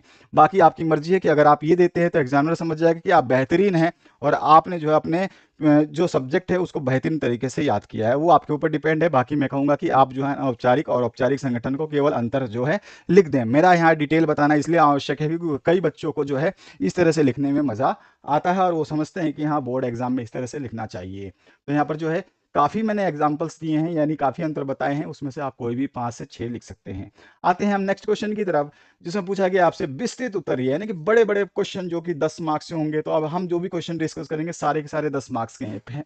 तो हेनरी फ्योल के अनुसार प्रबंध का अर्थ जो है पूर्व अनुमान लगाना और योजना बनाना है, संगठन करना है और आदेश देना है, समन्वय करना है और नियंत्रण करना है। इस कथन की व्याख्या करनी है।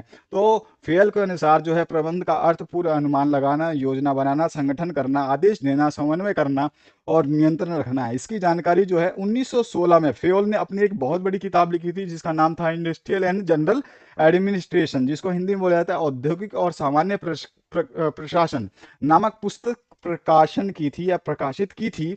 इसमें उन्होंने 5 प्रबंध कार्यों को जो है प्रबंधक के लिए अनिवार्य बताया था, जिनको हम यहाँ पे डिस्कस कर रहे हैं। सबसे पहले पूर्व अनुमान लगाना या योजना बनाना। तो यहाँ पर हमने बताया है कि आप जो भी संबंध, मतलब जब भी आप प्रबंध करते हैं तो आपको हमेशा जो है पूर्व अनुमान लगाना जो है आपका पहला कार्य होता है। पूर्व अनुमान लगाना या योजना बनाना जो संगठन यानी कि कोई भी ऑर्गेनाइजेशन है, कोई भी कंपनी है, उसके भविष्य की भविष्यवाणी करने और आवश्यक उपायों को निर्धारित करने के लिए आवश्यक माना जाता है। और फ्योल का मानना था कि पूर्व अनुमान लगाना या योजना बनाना जो है प्रबंध के लिए सबसे कठिन और महत्वपूर्ण कारणों में से एक है, क्योंकि आप प्रिडिक्शन कर सकते हैं लेकिन वो सत्य होगा या नहीं होगा आप नहीं जान सकते। यहाँ पर बहुत सारे, आप बिग बॉस वगैरह सब कुछ देखते हैं, वहाँ पे बहुत सारे प्रिडिक्टर भी आए हैं। मैं भी थोड़ा थोड़ा बीच बीच में हर चीज़ का नॉलेज रखता हूँ। तो मैंने देखा है कि देखो, प्रिडिक्ट करने वाला 100% श्योर होगा ये बिल्कुल फिक्स नहीं है। आपने भविष्यवाणी कर दी, वो 100% श्योर हो, वो नहीं हो सकता। फिर बाद में क्या बोलेगा, अरे मैंने ये थोड़ी बोला था, मैंने तो वो बोला था। तो यहाँ पर देखो, वो चीज़ नहीं होती है। यहाँ पे मैंने बोला नहीं बोला, लेकिन यहाँ पर आपको समझना है कि संगठन को सक्रिय, इसमें जो है इसको सही करने के लिए पूरे संगठन, जितने भी कर्मचारी, जितना भी ऑर्गेनाइजेशन में एम्प्लॉयज़ हैं, उनको सक्रिय रूप से भाग लेना चाहिए। हेनरी फ्योल के अनुसार एक आदर्श योजना में जो है उद्देश्य पूर्णता, निरंतरता, देखिए ध्यान रखिएगा, ये इंपॉर्टेंट लाइन है, उद्देश्य पूर्णता, निरंतरता, लचीलापन और सटीकता होनी आवश्यक है। ठीक है। साथ ही साथ दूसरा जो इसके बाद में इन्होंने पॉइंट बताया था कि आदेश देना, फिर समन्वय करना, नियंत्रण करना, ये सारी चीजें हम इसमें डिस्कस करेंगे। तो संगठन करना क्या है? संगठन जो है प्रबंध का दूसरा कार्य है। संगठन वह गतिविधि है जिसके द्वारा कंपनी वह सब कुछ प्राप्त कर लेती है जिसकी उसे अपने संचालन के लिए आवश्यकता होती है। जैसे कि उसको कच्चा माल चाहिए, उपकरण चाहिए, पूंजी चाहिए या श्रमिक चाहिए, इससे संगठन के द्वारा वो प्राप्त कर लेती है। फ्योल मानते हैं कि संगठन का स्वरूप जो है मुख्य रूप से कर्मचारियों की संख्याओं पर निर्भर करता है। ठीक है। किस पर निर्भर करता है? संख्याओं पर निर्भर करता है, क्योंकि जितने भी संख्या होगी उसको मैनेज करने के लिए, भाई 2 आदमी होंगे तो आप मैनेज कर लोगे, लेकिन 15 आदमी होंगे तो क्या बोलोगे, यार मैं अपना एक मित्र को बुला लेता हूँ, वो आपको शायद समझा पाएगा। ठीक है ना? तो हम इस तरह से जो है जितने भी संख्याएं बढ़ती हैं उसके हिसाब से हम उसको नियंत्रण करते हैं। वैसे वैसे संगठन में लोग के काम पर नियंत्रण जो है आवश्यकता बढ़ जाती है। जैसे जैसे कर्मचारियों की संख्या बढ़ेगी वैसे वैसे लोगों की संख्या बढ़ेगी, और वैसे वैसे संगठन में लोगों को नियंत्रण करने की आवश्यकता भी बढ़ जाती है। इस संबंध में फेयोल ने कहा था कि 10, 20, 30 श्रमिकों के प्रत्येक नए समूह को इसके नेतृत्व, यानी 10-20 श्रमिक है तो उसके नेतृत्व, यानी कि उसका जो है लीडर कोई ना कोई होना चाहिए। एक फोरमैन हो सकता है, एक आपका सुपरवाइजर हो सकता है, आपका एक मैनेजर हो सकता है। तो इस तरह से उसकी आवश्यकता होती है। अगर स्वामी, मान लो कि मालिक 2-3 हैं, जैसे कि आपका होंडा थी, हीरो होंडा थी पहले, अब होंडा हो गई अलग और हीरो हो गई अलग। ऐसी मारुति सुजुकी है, अब मारुति हो जाएगी अलग, सुजुकी हो जाएगी अलग। तो इस तरह से जो है कभी भी जब स्वामी अलग, मतलब 2-3 हो, तो उसमें से कोई एक विशेष आदमी जो है उच्च पद पर होना चाहिए, जिसकी बातें सब कोई समझ पाए और सब कोई मान पाए। साथ ही साथ संगठन, जो भी संगठन होता है वो पिरामिड शैली पे होना चाहिए, कि पूरा संगठन जो है उच्च स्तर तक कवर हो जाए, यानी कि नीचे सुपरवाइजर हो, उसके ऊपर मैनेजर हो, उसके ऊपर जनरल मैनेजर हो, उसके ऊपर जो है वाइस प्रेसिडेंट हो, उसके ऊपर जो है सुपर वाइस प्रेसिडेंट हो, उसके ऊपर डायरेक्टर हो, उसके बाद मैनेजिंग डायरेक्टर हो। तो इस तरह से क्या होना चाहिए, संगठन जो है पूरी तरह से सभी लोगों से घिरा होना चाहिए, जिसमें कि कोई भी आनाकानी करने लायक या फिर कोई भी छेड़छाड़ करने लायक ना बचे। ठीक है। तो ये बोलते हैं कि संगठन का स्वरूप बहुत बेहतरीन होना चाहिए। इसके अलावा वो बोलते हैं आदेश, आदेश प्रबंध का तीसरा कार्य है। आदेश का उद्देश्य पूरे संगठन के हित में जो है श्रमिकों के प्रयास के लिए इष्टतम प्रभाव स्थापित करना। आदेश जो दे दिया भैया, इसको फॉलो करना है चाहे, क्योंकि आदेश देने वाले की कंपनी है, आदेश देने वाले का ही संगठन है, आदेश देने वाले का ही दुकान है, चाहे उसका नुकसान हो या कुछ भी हो, लेकिन आदेश को मानना नीचे वाले लोगों का फर्ज है। तो यही उसने बताया था। तो आदेश आपको मानना होगा। ठीक है। तो स्थापित करना होता है। और प्रबंध की सफलता जो है व्यक्तिगत गुणों और प्रबंध के सिद्धांत, सामान्य सिद्धांतों के ज्ञान के संयोजन पर निर्भर करता है। साथ ही साथ फेयोल के अनुसार जो है एक प्रबंध को दिशा निर्देश, यानी कोई भी काम देने के लिए, कंपनी के मुख्य प्राथमिकताओं पर जोर देने के लिए, जो प्रमुख संयोगी जो भी उस संस्था में काम करते हैं, जो लोग भी काम करते हैं, उनके साथ नियमित जो है मीटिंग यानी कि बैठकें करनी चाहिए। और बैठक में जो भी आदेश दिए जाते हैं उनको जो है समय पे पूरा करने के लिए जो है निर्देश होने चाहिए, और साथ ही साथ वो समय पे पूरा भी होना चाहिए। समन्वय यानी कोऑर्डिनेशन, हम क्या बात करते हैं कोऑर्डिनेशन की। समन्वय जो है प्रबंध का चौथा कार्य है और बहुत ही महत्वपूर्ण माना जाता है, और अंतिम कार्य तो सबसे ज्यादा महत्वपूर्ण माना जाता है। समन्वय का उद्देश्य क्या होता है? विभिन्न गतिविधि जो भी चल रहे हैं उसके बीच में जो है आपस में क्या तालमेल बैठाना चाहिए। जैसे हम कबड्डी खेलते हैं या कोई भी गेम खेलते हैं तो हमारी क्या टीम होती है ना। अगर उसके बीच में सामंजस्य ना हो, मैं बोलूं कि मैं बॉलिंग कर रहा हूं और मैंने बहुत ही अच्छी अच्छी बॉलिंग करी है और उसमें कैच निकला तो मेरे को क्या है, मेरा मैं जानता हूँ यार मेरा दोस्त है यानी कि मेरे टीम का आदमी है, वो जरूर कैच पकड़ लेगा, लेकिन वो खड़ा है वहां पे हाथ फैला के, हट कौन कैच पकड़ेगा यार, पढ़ने दे बॉल को, साला वो तो मेरा दुश्मन है। कुछ भी हम मतलब अपने मन में ये सब चीजें सोचते हैं, तो ये सब चीजें वहां पे नहीं आती। समन्वय बहुत ही यानी कोऑर्डिनेशन की बात हम जब करते हैं तो कोऑर्डिनेशन स्थापित होना चाहिए, तभी कोई भी ऑर्गेनाइजेशन, कोई भी घर या कोई भी परिवार चल सकता है। अगर आपस में मतभेद है तो सब कोई अरे भाड़ में जाए, तेरी कौन सुनता है, तूने समझा दिया भाड़ में जा, इस कान से सुना उस कान से निकाल दे, ये सब चीज़ें चलती है, हर घर में चलती है, और हर ऑर्गेनाइजेशन में, हर फील्ड में, चाहे वो क्रिकेट हो, फुटबॉल हो, हॉकी हो, घर हो, परिवार हो, सदस्य हो, सब में चलता है। तो समन्वय अगर नहीं है तो वो घर बिखर जाता है, वो ऑर्गेनाइजेशन बिखर जाती है, वो फील्ड बिखर जाता है, वो मैच बिखर जाता है, हर चीज़ टूट जाता है, ध्यान रखना। तो अच्छा समन्वय कार्य को जो है क्या बनाता है, सुगम बनाता है। यानी हमारे अंदर कोऑर्डिनेशन है तो हम हर चीज़ कर सकते हैं, बेहतरीन कर सकते हैं, और जो है कामकाज को अधिक सफल बनाने के लिए जो है इसका सबसे बात ज़्यादा महत्व होता है। ठीक है, ये सब चीज़ समझ चुके होंगे। अगले प्रश्न, इसी में अगला जो पार्ट है नियंत्रण।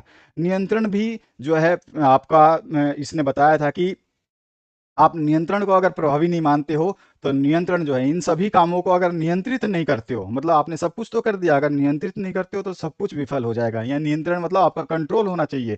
तो नियंत्रण प्रबंध का पांचवा कार्य है, जो भी आपने योजनाएं बनाई हैं, सिद्धांत बनाए हैं या कार्य दूसरों को दिए हैं, संगठन में जितने भी चीजें हैं, अगर उसको सुनिश्चित करने के लिए आपके पास नियंत्रण नहीं है तो सब कुछ विफल हो जाएगा। यानी कि नियंत्रण का उद्देश्य जो है, आपने जो भी गलती की है या कर्मचारियों ने जो भी गलती की है, कमजोरी है, उनके बारे में पता लगाना, उनको बेअसर करने के लिए जो योजनाएं बनाना, वो सब कुछ जो है हम निर्धारित करते हैं ताकि ये भविष्य में कभी भी घटित ना हो सके। और फ्यूल लिखते हैं नियंत्रण सब कुछ प्रभावित करता है। तो यानी कि हम कहते हैं कि कंट्रोल, आपका कंट्रोल यानी आपके माँ बाप का कंट्रोल, आपके टीचर का कंट्रोल, चाहे कुछ भी, आप समझ सकते हैं इस बात को, जो मैंने आपको घर की बात बता दी है कि आपके माँ बाप का कंट्रोल या आपके अंदर, आपके संस्था जिस स्कूल में जाते हैं, आपके टीचर या प्रिंसिपल का कंट्रोल जो है सब कुछ निर्धारित करता है, आपके ऊपर सारा का सारा इफेक्ट डालता है। अगर उनका कंट्रोल ढीला है तो सब कुछ बर्बाद हो जाएगा। यानी कि नियंत्रण सब कुछ प्रभावित कर देता है, कंट्रोल सब कुछ प्रभावित कर देता है, चाहे उत्पाद हो, चाहे आप कोई चीज बनाते हो,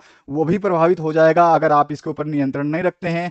साथ ही साथ जो लोग उसको बना रहे हैं वो भी प्रभावित हो जाएंगे। यार छोड़ो, मैं कल 10 कप चाय बनाता था, आज मैंने लोगों को जो मैंने काम पे रखा उसके ऊपर छोड़ दिया, तो उसने क्या बनाया, अरे 10 कप बनाता है रोजीना, आज 9 कप बनाते हैं, 5 कप बनाते हैं, 10 कप बना देते हैं। इस तरह से चलता रहेगा और संगठन, जिस दुकान या जिस ऑर्गेनाइजेशन को आपने स्थापित किया, वो तो पूरा का पूरा नष्ट हो जाएगा। तो नियंत्रण सबसे अंतिम है लेकिन सबसे महत्वपूर्ण है, सभी लोगों का निचोड़। यानी कि जितने भी हमने चीज पढ़ी है उसमें से पांचवा नियंत्रण है ना, अगर ये नहीं है तो सब कुछ खत्म हो जाएगा। तो यहाँ पे इसीलिए फ्योल ने लिखा है कि नियंत्रण सब कुछ प्रभावित करता है, चाहे वो उत्पादन हो, चाहे वो श्रमिक हो, चाहे वो ऑर्गेनाइजेशन हो यानी कि संगठन हो। तो फ्योल का मानना है कि नियंत्रण केवल प्रबंध की जिम्मेदारी ही नहीं होनी चाहिए, लेकिन प्रत्येक स्तर द्वारा इसका निपटाया जाना आवश्यक है। यानी हर स्तर के आदमी को जो है सोचना चाहिए कि मेरा कंट्रोल जो है खराब ना हो, खाली ना हो। अथवा पाठ की बात करते हैं, 10 नंबर का फिर से प्रश्न, टेलर के वैज्ञानिक प्रबंध की बात करते हैं। इसमें बोला गया है कि भाई टेलर के वैज्ञानिक प्रबंध सिद्धांतों की व्याख्या करो। कुछ भी नहीं है, टेलर का वैज्ञानिक प्रबंध क्या है, कुछ भी नहीं है, बहुत सिंपल सी चीज है। तो देखो, प्रबंध की कमजोरियों पर विजय प्राप्त करने के लिए टेलर ने प्रबंध द्वारा अपनाए जाने वाले सिद्धांतों को प्रस्तुत किए, जिन्हें वैज्ञानिक प्रबंध के सिद्धांत कहा जाता है, जो निम्नलिखित है। और टेलर ने जो है ना इस सिद्धांत को, ऐसा नहीं है कि मतलब ऐसे ही लिख दिया। टेलर जिस कंपनी में, आपको मैं थोड़ा सा याद दिलाना चाहूंगा या फिर जो भी आपने नहीं सुना अनसुनी कहानी की बताना चाहूंगा कि टेलर जो इस कंपनी में काम करते थे, टेलर जो जन्मजात टेलर नहीं थे ना, टेलर बनने में उनको समय लगा, उनका बुढ़ापा निकल गया। आपने फोटो तो बुढ़ापे की देखी, जवानी की या बचपन की तो देखी नहीं, टेलर कैसे हैं, टेलर की आपने फोटो कैसे देखी है, बुढ़ापे की। तो उन्होंने अपना सारा जीवन जो है इस प्रबंध के ऊपर निकाला और उन्होंने प्रबंध का जो निष्कर्ष निकाला अपने जीवन में अपनाया। और मैं आपको ये चीज़ बताना चाहूँगा इस वीडियो के माध्यम से कि उन्होंने जिस कंपनी में काम किया था वहाँ पर इन्होंने जो प्रबंध के सिद्धांत स्थापित किए, ये सिद्धांत जो भी आप पढ़ने वाले हैं, इसको जब स्थापित किए तो आपको पता है उस कंपनी का मुनाफा उसी 10 रुपए में, जो पहले वो काम करते थे जब ये सिद्धांत नहीं उन्होंने अपनाए थे, यानी कि उन्होंने नहीं दिए थे, तब ये 10 रुपए में जो भी उत्पादन होता था, मान लो कि 10 रुपए में हम 10 रोटी बनाते थे, जब इन्होंने इस सिद्धांतों को लागू किया तो उसी 10 रुपए में 30 रोटी बनी, यानी कि 3 गुना उपलब्धि हासिल करी उसी कंपनी ने, उसी पैसे में और उसी श्रमिकों के हिसाब से जो है उन्होंने 3 गुना उपलब्धि हासिल करी, मतलब प्रॉफिट जो है 3 गुना बना दिया इन्होंने, केवल सिद्धांत के हिसाब से। पैसे नहीं लगाए, मशीन नहीं बढ़ाई, श्रमिक नहीं बनाई, केवल क्या बनाया, अपना सिद्धांत बनाया और उस सिद्धांत को स्थापित किया, लागू करवाया, जबरदस्ती लागू करवाया, चाहे कैसी भी लागू करवाया, लेकिन इस सिद्धांतों की वजह से जो है कंपनी ने 3 गुना मुनाफा करवाया और करा भी, और वहीं से टेलर का नाम प्रचलित हुआ और टेलर को दुनिया जानने लग गई। तो यहाँ पर होता है इसका आरंभ कि टेलर के वैज्ञानिक प्रबंध क्या हैं। तो पहला, टेलर जो बोलते हैं वैज्ञानिक प्रबंधों में कि विज्ञान जो है ना, विज्ञान है ना कि अंगूठे का नियम है। विज्ञान है वो अंगूठे का नियम नहीं है, यानी प्रत्येक कार्य जो है वैज्ञानिक विधि से किया जाना आवश्यक है। ऐसा नहीं कि भैया रात को नाखून मत काटो, क्यों नहीं काटो भैया, किस लिए नहीं काटो, आपको पता है नाखून क्यों नहीं काटते हैं? रीजन क्या है कि पहले के जमाने में लाइट नहीं होती थी, तो उस समय सोचा जाता था कि यार नाखून काटते समय कहीं ना कहीं हाथ ना कट जाए। उस समय नेल कटर नहीं होता था, उस समय लोग बाग ब्लेड व्लेड से या पता नहीं किस तीखी अपने जो पत्थर है उससे काटते थे, तो आपके हाथ में चोट ना लग जाए, इस वजह से जो है नाखून नहीं काटे जाते थे। इसका वैज्ञानिक जो है कोई भी औचित्य नहीं है कि रात को नाखून मत काटो, कल के दिन आपका घाटा हो जाएगा, कल के दिन नौकरी छूट जाएगी, कल के दिन एक्सीडेंट हो जाएगा, ऐसा कुछ भी नहीं है। तो हम जो चीजें मान्यताओं में मानते आए हैं उसमें उन्होंने बताया कि भैया जो है विज्ञान है, उसको अंगूठे की तरह के अंगूठे वाला अंगूठा छाप नियम नहीं मानना है, यानी कि अनुभव द्वारा जो आपने सीखा है, ठीक है, उसको अपनाइए। परंपरा क्या कहती है उसको भूल जाइए, ठीक है ना। तो गलती करो लेकिन उसको सुधारना भी जो है आपका काम है। तो ये पहले बात में कहा। उसके बाद सामंजस्य ना कि संघर्ष। देखो हम कोई चीज लड़ते लड़ते ना बोलते हैं यार ये अब नहीं होगा, ये नहीं, आपको अगर एग्जाम में अच्छे नंबर प्राप्त करने हैं तो आपको क्या करना पड़ेगा, अपना तालमेल बैठाना पड़ेगा। और तालमेल जब ही बैठेगा जब आप उस किताब से या फिर उस दिनचर्या से दोस्ती कर लोगे। तो वही चीज यहाँ पे उन्होंने टेलर ने जो है एक ऑर्गेनाइजेशन यानी कि एक जो है संगठन के बारे में बताया था। ठीक है, आप इसको पढ़ोगे एकदम, इतने आपने इतने सारे क्वेश्चन देखे, आपको समझ में सारा कुछ आया ना। तो यहाँ पर अभी अंतिम जो क्वेश्चंस हैं ये भी आपको पूर्ण रूप से समझ में आएंगे। जहां जहां जरूरत होगी मैं टोकता रहूंगा, बताता रहूंगा। और अगर आपने चैनल को सब्सक्राइब नहीं किया है ना तो आप सबसे बड़ी गलती करोगे। मैं नहीं कहता सब्सक्राइब करके बैठो यार, मेरा कोई फर्क नहीं पड़ता, उससे आपके लिए नुकसान होगा, बस इतना फर्क है कि आपका नुकसान होगा, बाकी आपकी। मैं कभी नहीं बोलता किसी वीडियो में, आज इस वीडियो में बोल रहा हूँ क्योंकि मैं देख रहा हूँ बच्चे मेरे को कमेंट करते हैं कि सर ये वीडियो डालो वो वीडियो डालो। अरे ऑलरेडी जो वीडियो मैं 2 महीने पहले डाल चुका हूँ, आप मुझे 2 महीने बाद में डिमांड कर रहे हो, तो ऑब्वियस सी बात है इसका मतलब आपने सब्सक्राइब भी नहीं किया है और आपने नोटिफिकेशन बेल आइकन भी नहीं दबाई है, क्योंकि आप डिमांड कर रहे हो। ऑब्वियस सी बात है, आप डिमांड कर रहे हो, इसका मतलब आपको पता ही नहीं है कि चैनल पे अवेलेबल क्या है। और सबसे बड़ी बात, मेरे चैनल पे आए हो तो अगर आपने प्लेलिस्ट नहीं देखी तो आपने सबसे बड़ी गलती करी अपने एग्जाम्स के समय में, कि हमारी प्लेलिस्ट आपने विजिट नहीं करी, क्योंकि आपको वो सारी चीजें दे दी गई हैं जिनकी आपको आवश्यकता थी और जो एग्जाम में आने वाले हैं। चलिए, समय समय पर आपको हर चीज बताते जाएंगे और बीच बीच में जो लिंक आ रही है वो पीडीएफ डाउनलोड करने के लिए लिंक है, उसको आप जरूर देखते रहें। संयोग न कि व्यक्तिवाद। तो यहाँ पर जो है ना मैं हूं ऐसा नहीं होना चाहिए। संगठन को उस उद्देश्य को प्राप्त जब भी कर सकते हैं जब हम जो है सभी को ले करके चलें। बोलते हैं ना अकेला चना भाड़ नहीं फोड़ सकता, इस तरह की बहुत सारी कहावतें हैं, यहाँ पर भी लिखा है हमने। तो उसी तरह से जो है वैज्ञानिक प्रबंध का मुख्य उद्देश्य क्या है, अधिकतम उत्पादन करना और न्यूनतम लागत लगाना, यानी कि कम से कम पैसे में सबसे ज्यादा उत्पादन करना। तो वो कब होगा, जब संयोग होगा। अगर मैं ही रहूंगा तो फिर कुछ भी नहीं होगा भैया। मैं तो यार इसी मशीन को देखूंगा, मैं दूसरी मशीन पे कोई आदमी नहीं है तो उसको देखूंगा भी नहीं, फिर तो हो गया, वो मशीन तो बंद ही रहेगी। और वो मशीन बंद रहेगी उसका मतलब उस पर उत्पादन जो होना था वो नहीं होगा। तो मैं नहीं होना चाहिए यहाँ पे, हम होना चाहिए, ठीक है। इसके बाद आते हैं, इसका जो नेक्स्ट नियम था उसने बोला था सीमित उत्पादन के स्थान पर अधिकतम उत्पादन। हम क्या सोचते थे कि यार 8 घंटे में मैं 4 रोटी या 10 रोटी खाता हूं, खाने की बात कर रहा हूं मैं। तो अगर हम सोचें तो हम वो 4 रोटी को 10 रोटी भी बना सकते हैं खाने के लिए, और 10 रोटी को 4 रोटी बना सकते हैं खाने के लिए। तो हमारे ऊपर डिपेंड करता है कि हम जो है श्रमिक को किस तरह से इस्तेमाल कर सकते हैं। और श्रमिक को इस्तेमाल करने का मतलब ये नहीं है कि उसको साबुन की तरह निचोड़ दो, कपड़े की तरह निचोड़ दो, धो दो। उस श्रमिक को आप जितना लाभ देंगे, जितना उसका ख्याल रखेंगे, जिसका आप देखभाल करेंगे, आपका संगठन उतना ही जो है मजबूत होगा। अगर मैं क्लास में आपको पूरी क्लास प्यार करे तो ऑटोमेटिकली आप चाहे कितना भी पढ़ना नहीं जानते हो, लेकिन आपको बोल दिया कि यार तू बहुत इंटेलिजेंट है और तू कर सकता है, अगर हर स्टूडेंट हर दिन आपको यही चीज बोलता रहे तो आप एक दिन, दूसरे दिन, तीसरे दिन, चौथे दिन क्या सोचेंगे, यार मेरे को हर कोई क्यों बोलता है कि यार मैं कर सकता हूँ, इसका मतलब मेरे अंदर तो काबिलियत है, तो मुझे क्या करना चाहिए, मेहनत करनी चाहिए। तो आप मेहनत करना शुरू कर दोगे, ऑटोमेटिकली आपका परिणाम जो है सुधर जाएगा। तो इसमें क्या हुआ कि जो है हम सीमित की जगह जो है हम अनलिमिटेड होने वाले हैं। तो यही है बात की जा रही कि जो चीज संभव हो सकता है वो करना ही करना है, श्रमिकों का भी देखभाल करना है और मालिकों का भी देखभाल करना है। उसके बाद जो है आपका नेक्स्ट पॉइंट क्या कहता है, ये कहता है कि प्रत्येक व्यक्ति का अधिकार अधिकतम दक्षता एवं समृद्धि तक विकास होना चाहिए। हर व्यक्ति, मतलब हम सोचे कि अरे ये लुल है, इसको क्या आता होगा, इसके अंदर कुछ गुण नहीं, अरे लुल तो तुम हो जो सोच रहे हो। हर कोई लुल नहीं होता, और हर इंसान जो पैदा होता है अपने गुणों के साथ पैदा होता है। चाहे वो लंगड़ा हो, लूला हो, अंधा हो, काना हो, बहरा हो, सबके अंदर गुण है, और जो उसके अंदर है वो आपके अंदर नहीं है। अगर आप ये समझ लेते हो तो आप वैज्ञानिक प्रबंध को समझ लोगे, टेलर को समझ लोगे। जो टेलर ने अपने जीवन में ये उपलब्धि हासिल करी है, इसने किसी की भेद भावनाओं से नहीं करी है, अपने अनुभव से हासिल करी है, अपने आप को एकजुट करने की कोशिश से करी है। तो आप भी ये कर सकते हैं, और सारी चीज़ें मैंने डिटेल में बताई हैं, और चीज़ आपको मैं बताता जा रहा हूँ।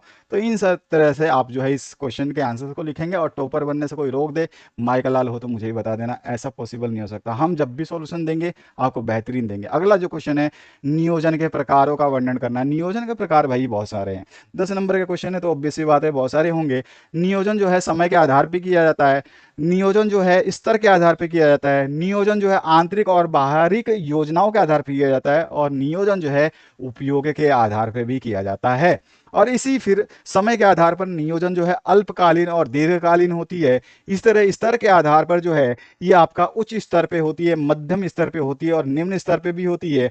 आंतरिक और बाहरी नियोजन जो हम बात कर लेंगे तीसरे पॉइंट में, ये दो ही होती हैं, एक आंतरिक होती है, एक बाहरी होती है। और चौथा जो है उपयोग के आधार पर, तो एक स्थायी या फिर बोल सकते हैं बार बार योजनाएं बनाने का उपयोग हो सकता है, या फिर एकल ही उपयोग योजना हो सकती है। तो ये मैंने चार्ट के द्वारा समझाया कि ये योजनाओं के प्रकार हैं। आप चाहें तो ये चार्ट बना देंगे तो ऑब्वियस सी बात है एग्जामिनर समझ जाएगा कि बंदे ने जो लिखा होगा वाकई में कमाल लिखा होगा। तो ध्यान रखना है कि ये चार्ट अगर आपको बनाना आता है तो बेहतरीन है, आप अपने आप में बेमिसाल हैं, और इस चार्ट को बना देंगे तो आपको पूरे मार्क्स वैसे ही मिल जाने हैं, क्योंकि ये चार्ट से समझ जाएगा कि बंदे ने लिखा तो जरूर होगा और सही लिखा होगा। तो हर चीज़ जो है यहाँ पे बताई जा रही है, इसको समझ लेना और सोच लेना। बाकी आप स्क्रीनशॉट लेते जाओ, भागते जाओ, वीडियो 1 घंटे की बन रही है उसको 5 मिनट में खत्म कर दो, कोई इशू नहीं है, क्योंकि बच्चे हर साल चेंज होते हैं। आप आज 12वीं में हो, कल पिछले साल वाले 12वीं में आएंगे, और कौन सा बच्चा कितना देखेगा हमें भी पता है। तो हर बच्चे के ऊपर अलग अलग उम्मीदें हैं, हर बच्चा एक जैसा नहीं हो सकता, हम ये भी जानते हैं। चलिए आगे बढ़ते हैं। तो इसके हम जो है सबसे पहले हम बता देंगे समय के आधार पर। तो यहाँ पर समय के आधार पर हमने विस्तृत किया, जो मैंने आपको ऊपर डिटेल में बताया कि आपका अल्पकालीन योजना होती है और एक दूसरी होती है दीर्घकालीन। ठीक है, उसके बाद जो है प्रबंध के आधार पे होता है, और जो भी मैंने लैंग्वेज यहाँ पे लिखी है वो लैंग्वेज इतनी सरल है, इतनी स्पेशल है कि आपने एक बार अगर इस वीडियो को आराम से देखा, समझा और प्यार से सराहा, तो ऑब्वियस सी बात है जो आपने बचपन के दिन याद नहीं किए होंगे आज आपको याद आ जाएगा कि हर चीज़ याद की जा सकती है, बस भरोसा और कामयाबी हमारे ऊपर ही डिपेंड है। ठीक है न, दूसरा पार्ट है प्रबंध के स्तर पर, जो हम क्या कह सकते हैं, तो उच्च स्तरीय का होता है एक, दूसरा मध्य स्तरीय होता है, और साथ ही साथ निम्न स्तरीय भी योजनाएं होती हैं। तो ये योजनाएं हम प्रबंध के स्तर पे बता सकते हैं। एक एक लाइनों, दो दो लाइनों में आपको मैंने जितना ही चाहा है कि छोटा से छोटा करके दिखाने की कोशिश करूं, छोटे से छोटे चीज़ें बताने करूं, क्योंकि 10 नंबर का क्वेश्चन है, लेकिन जितना चाहूँ छोटा ही लिखूंगा आपके लिए और आपको याद करने के लिए हर चीज़ जो है बेहतरीन लिखने की कोशिश की जा रही है। इकोनॉमिक्स आपको बेहतरीन तरीके से सॉल्व करवाया गया है। बीएसटी आप देख रहे हैं, नेक्स्ट सब्जेक्ट के लिए आप कमेंट कर देना। बीएसटी के लिए मेरे पास लाखों कमेंट आए हैं। हर वीडियो, मैंने किसी भी बोर्ड का वीडियो डाला उस पर कमेंट आ रहा है कि सर मेरा बीएसटी करवा दीजिए। मैं एमपी का डाला मैंने वीडियो तो वो बोल रहे हैं कि बीएसटी यूपी का करवा दीजिए। मतलब यूपी वालों ने बहुत ही ज़्यादा मतलब मेरे को कमेंट किया, और मैं इस बात को विश्वास करता हूँ कि बच्चा जब कमेंट करता है तो शिक्षक जो है अपने आप को रोक नहीं पाता है और ऑटोमेटिकली वो सारी चीज़ें दे देता है जिसकी उसकी आवश्यकता थी या जो बच्चों ने डिमांड करी है। तो समय के आधार पर हमने दो योजनाएं बताई, अल्पकालीन और दीर्घकालीन। उसकी हिसाब से प्रबंध के हिसाब से जो हमने बताई तीन योजनाएं होती हैं, उच्च स्तरीय, मध्य और निम्न स्तरीय। उसके बाद आंतरिक और बाह्य योजनाएं होती हैं। तो आंतरिक योजना हमने बताई और साथ ही साथ बाहरी योजना बताई। ठीक है, ध्यान रखना इसमें जो है आपको अलग अलग नहीं करना, इसको हमको पैराग्राफ वाइज या फिर आप पॉइंट वाइज क और ख डाल सकते हैं, कोई इशू नहीं है। उसके बाद उपयोग के आधार पर जो है स्थायी होता है और एक एकल उपयोग योजनाएं होती हैं। तो ये योजनाओं आप पढ़ोगे और आपको इतना मजा आने वाला इस पेपर के सॉल्यूशन को देख के। आपने सोचा था क्वेश्चन कहाँ से पूछे गए यार, कैसे क्वेश्चन पूछे गए? ऐसा कुछ भी नहीं है, क्वेश्चन बहुत ही अच्छे पूछे गए हैं, लेकिन क्वेश्चन को घुमा करके पूछा गया है। घुमाता है ना एग्जामिनर, तभी मजा आता है। और एग्जामिनर घुमाता भी है और अच्छी तरह से घुमाता है, ताकि बच्चे जो है ना, देखो एग्जामिनर की हमेशा कोशिश होती है कि आपने जो नहीं पढ़ा है वो उसको देना चाहिए, लेकिन ऐसा नहीं होता है। एग्जामिनर आपका ध्यान रखता है, लेकिन ऐसा कुछ भी नहीं है, आपको घबराने की जरूरत नहीं। बस उसने जो समझाने की कोशिश करी उसको समझिए। इसका अथवा पाठ में दिया गया है, संगठन ढांचे के निर्माण के समय ध्यान देने योग्य बातें कौन कौन सी हो सकती है। तो संगठन ढांचे के निर्माण के समय सबसे पहले हम कार्य की पहचान एवं कार्य का विभाजन करते हैं। उसके बाद में विभागीकरण करते हैं, कर्तव्यों का जो भी कर्तव्य ड्यूटी है उसका अलॉटमेंट करते हैं और सूचनाएं प्रेषित करने के लिए संबंध स्थापित करते हैं। तो ये चार चीजें जो है इस टेबल में हम बता चुके हैं। ये चार्ट बना दोगे तो आपका आधा काम खत्म। इसके बाद एग्जामिनर समझ जाएगा कि बंदे ने चार्ट बनाया, इसका मतलब उसको सब कुछ पता है, सारा ज्ञान उसने ले रखा है। अब जो है इसको आप सबसे पहले कार्य की पहचान और विभाजन के बारे में बता देंगे, जो कि मैंने यहाँ पे बहुत ही सिंपलेस्ट वर्ड में लिखा है। उसके बाद में विभागीकरण क्या होता है उसको भी मैंने, देखो जो मैं बोल रहा हूँ ना वही चीज यहाँ पे लिखी हुई है। अब उसको विस्तार से करता रहूं तो वीडियो बनेगी 5 घंटे की, कोई फायदा नहीं होगा।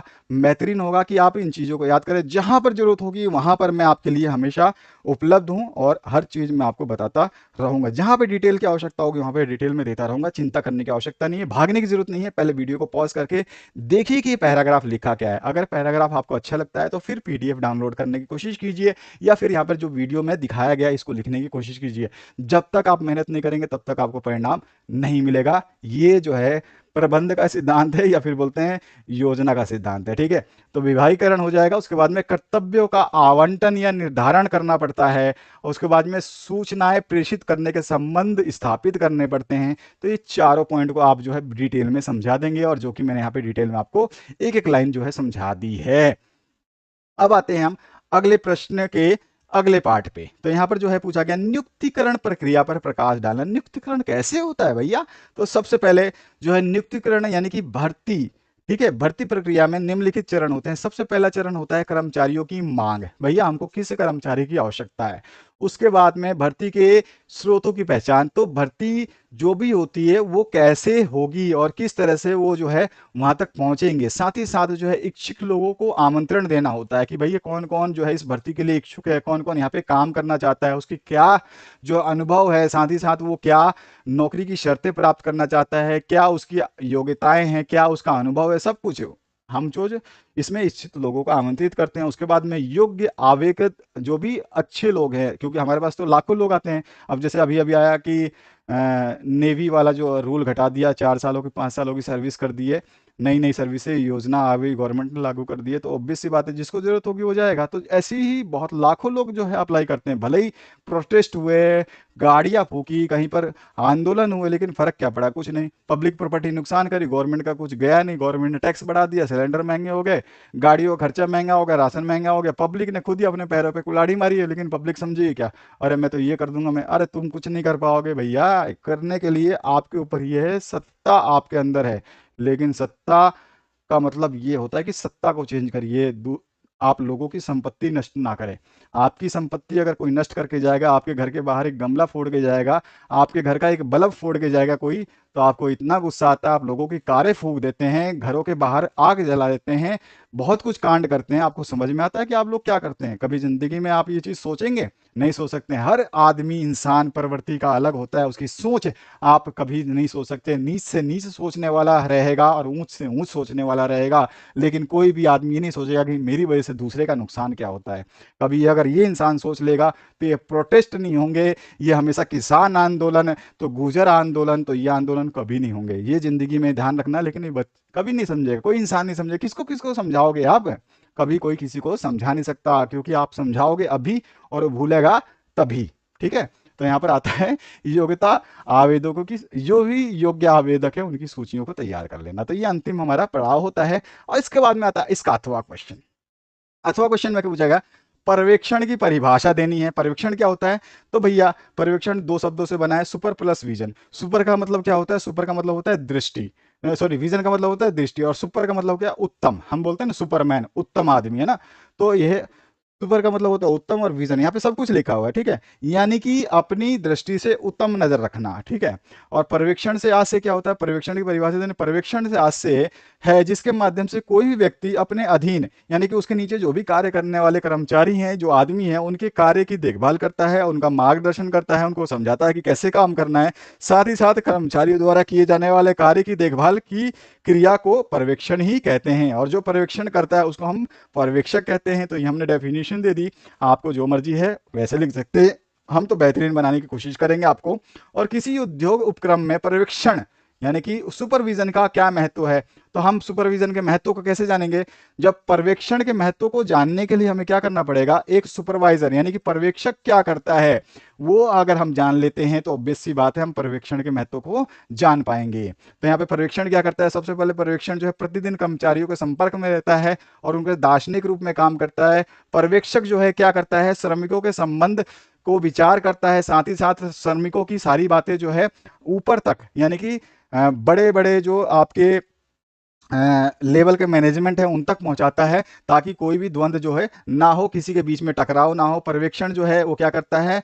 उन श्रमिकों को नियंत्रण करता है, उनके एकता को बनाए रखता है, साथ ही साथ श्रमिकों में तालमेल बनाता है। और पर्यवेक्षक क्या करता है? वो जो भी काम किया गया है या किया जाना है उसके लिए जो है पूरा का पूरा उत्तरदायित्व लेता है। साथ ही साथ पर्यवेक्षक क्या करता है? कार्यस्थल पर कर्मचारियों तथा श्रमिकों को जो है प्रशिक्षण देता है, उनको ट्रेनिंग देता है। पर्यवेक्षक क्या करता है? नेतृत्व करता है, एक लीडर की भूमिका निभाता है, और श्रमिकों को जो है उनके अंदर जो है मोटिवेशन हमेशा डालता रहता है। पर्यवेक्षक क्या करता है?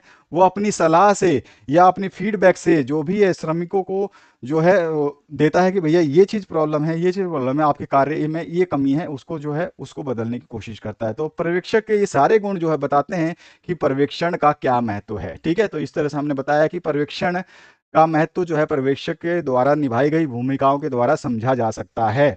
ठीक है, तो ये सारे के सारे पॉइंट आ गए इसमें। अब आते हैं हम नेक्स्ट पॉइंट पे। किसी कंपनी में स्थायी पूंजी आवश्यकताओं के निर्धारित करने वाले कारकों का वर्णन करना है। तो किसी कंपनी में स्थायी पूंजी जो होती है उसकी आवश्यकताओं को कौन निर्धारित करता है? तो देखो व्यवसाय की प्रकृति जो है निर्धारित करती है, साथ ही साथ जो है क्रियाओं का पैमाना, जो भी हम स्केल ऑफ ऑपरेशन यूज करते हैं वो निर्धारित करता है। साथ ही साथ तकनीकी चयन, जितने भी टेक्निकल चयन है, चॉइस होती है, वो निर्धारित करता है। साथ ही साथ तकनीकी नवीनता, जितने भी अपग्रेडेशन होते हैं, हम बोलते हैं ना यार मोबाइल हमारा खराब पुराना हो गया, अब तो तेरा मोबाइल नया है, तो इस तरह से हम बात करते हैं। तो वही चीज़ यहाँ पे लागू होती है। तकनीक, जो भी नया तकनीक आएगा वो भी इसको प्रभावित करता है। साथ ही साथ विकास की संभावनाएं प्रभावित करती हैं। विविधीकरण यानी कि डाइवर्सिटीज, हर चीज अलग अलग होती है, वो भी प्रभावित करता है। और वित्तीय विकल्प यानी कि फाइनेंशियल एक्टिविटीज, तो वो भी ऑब्वियसली बातें करेंगे। सहकारिता स्तर यानी लेवल ऑफ कोलैबोरेशन, जो भी हम कोलैबोरेट करते हैं, किसी के साथ में सहकारिता बनाते हैं, वो प्रभावित करता है। अमूर्त संपत्तियों के लिए प्रावधान जो है ये भी प्रभावित करता है।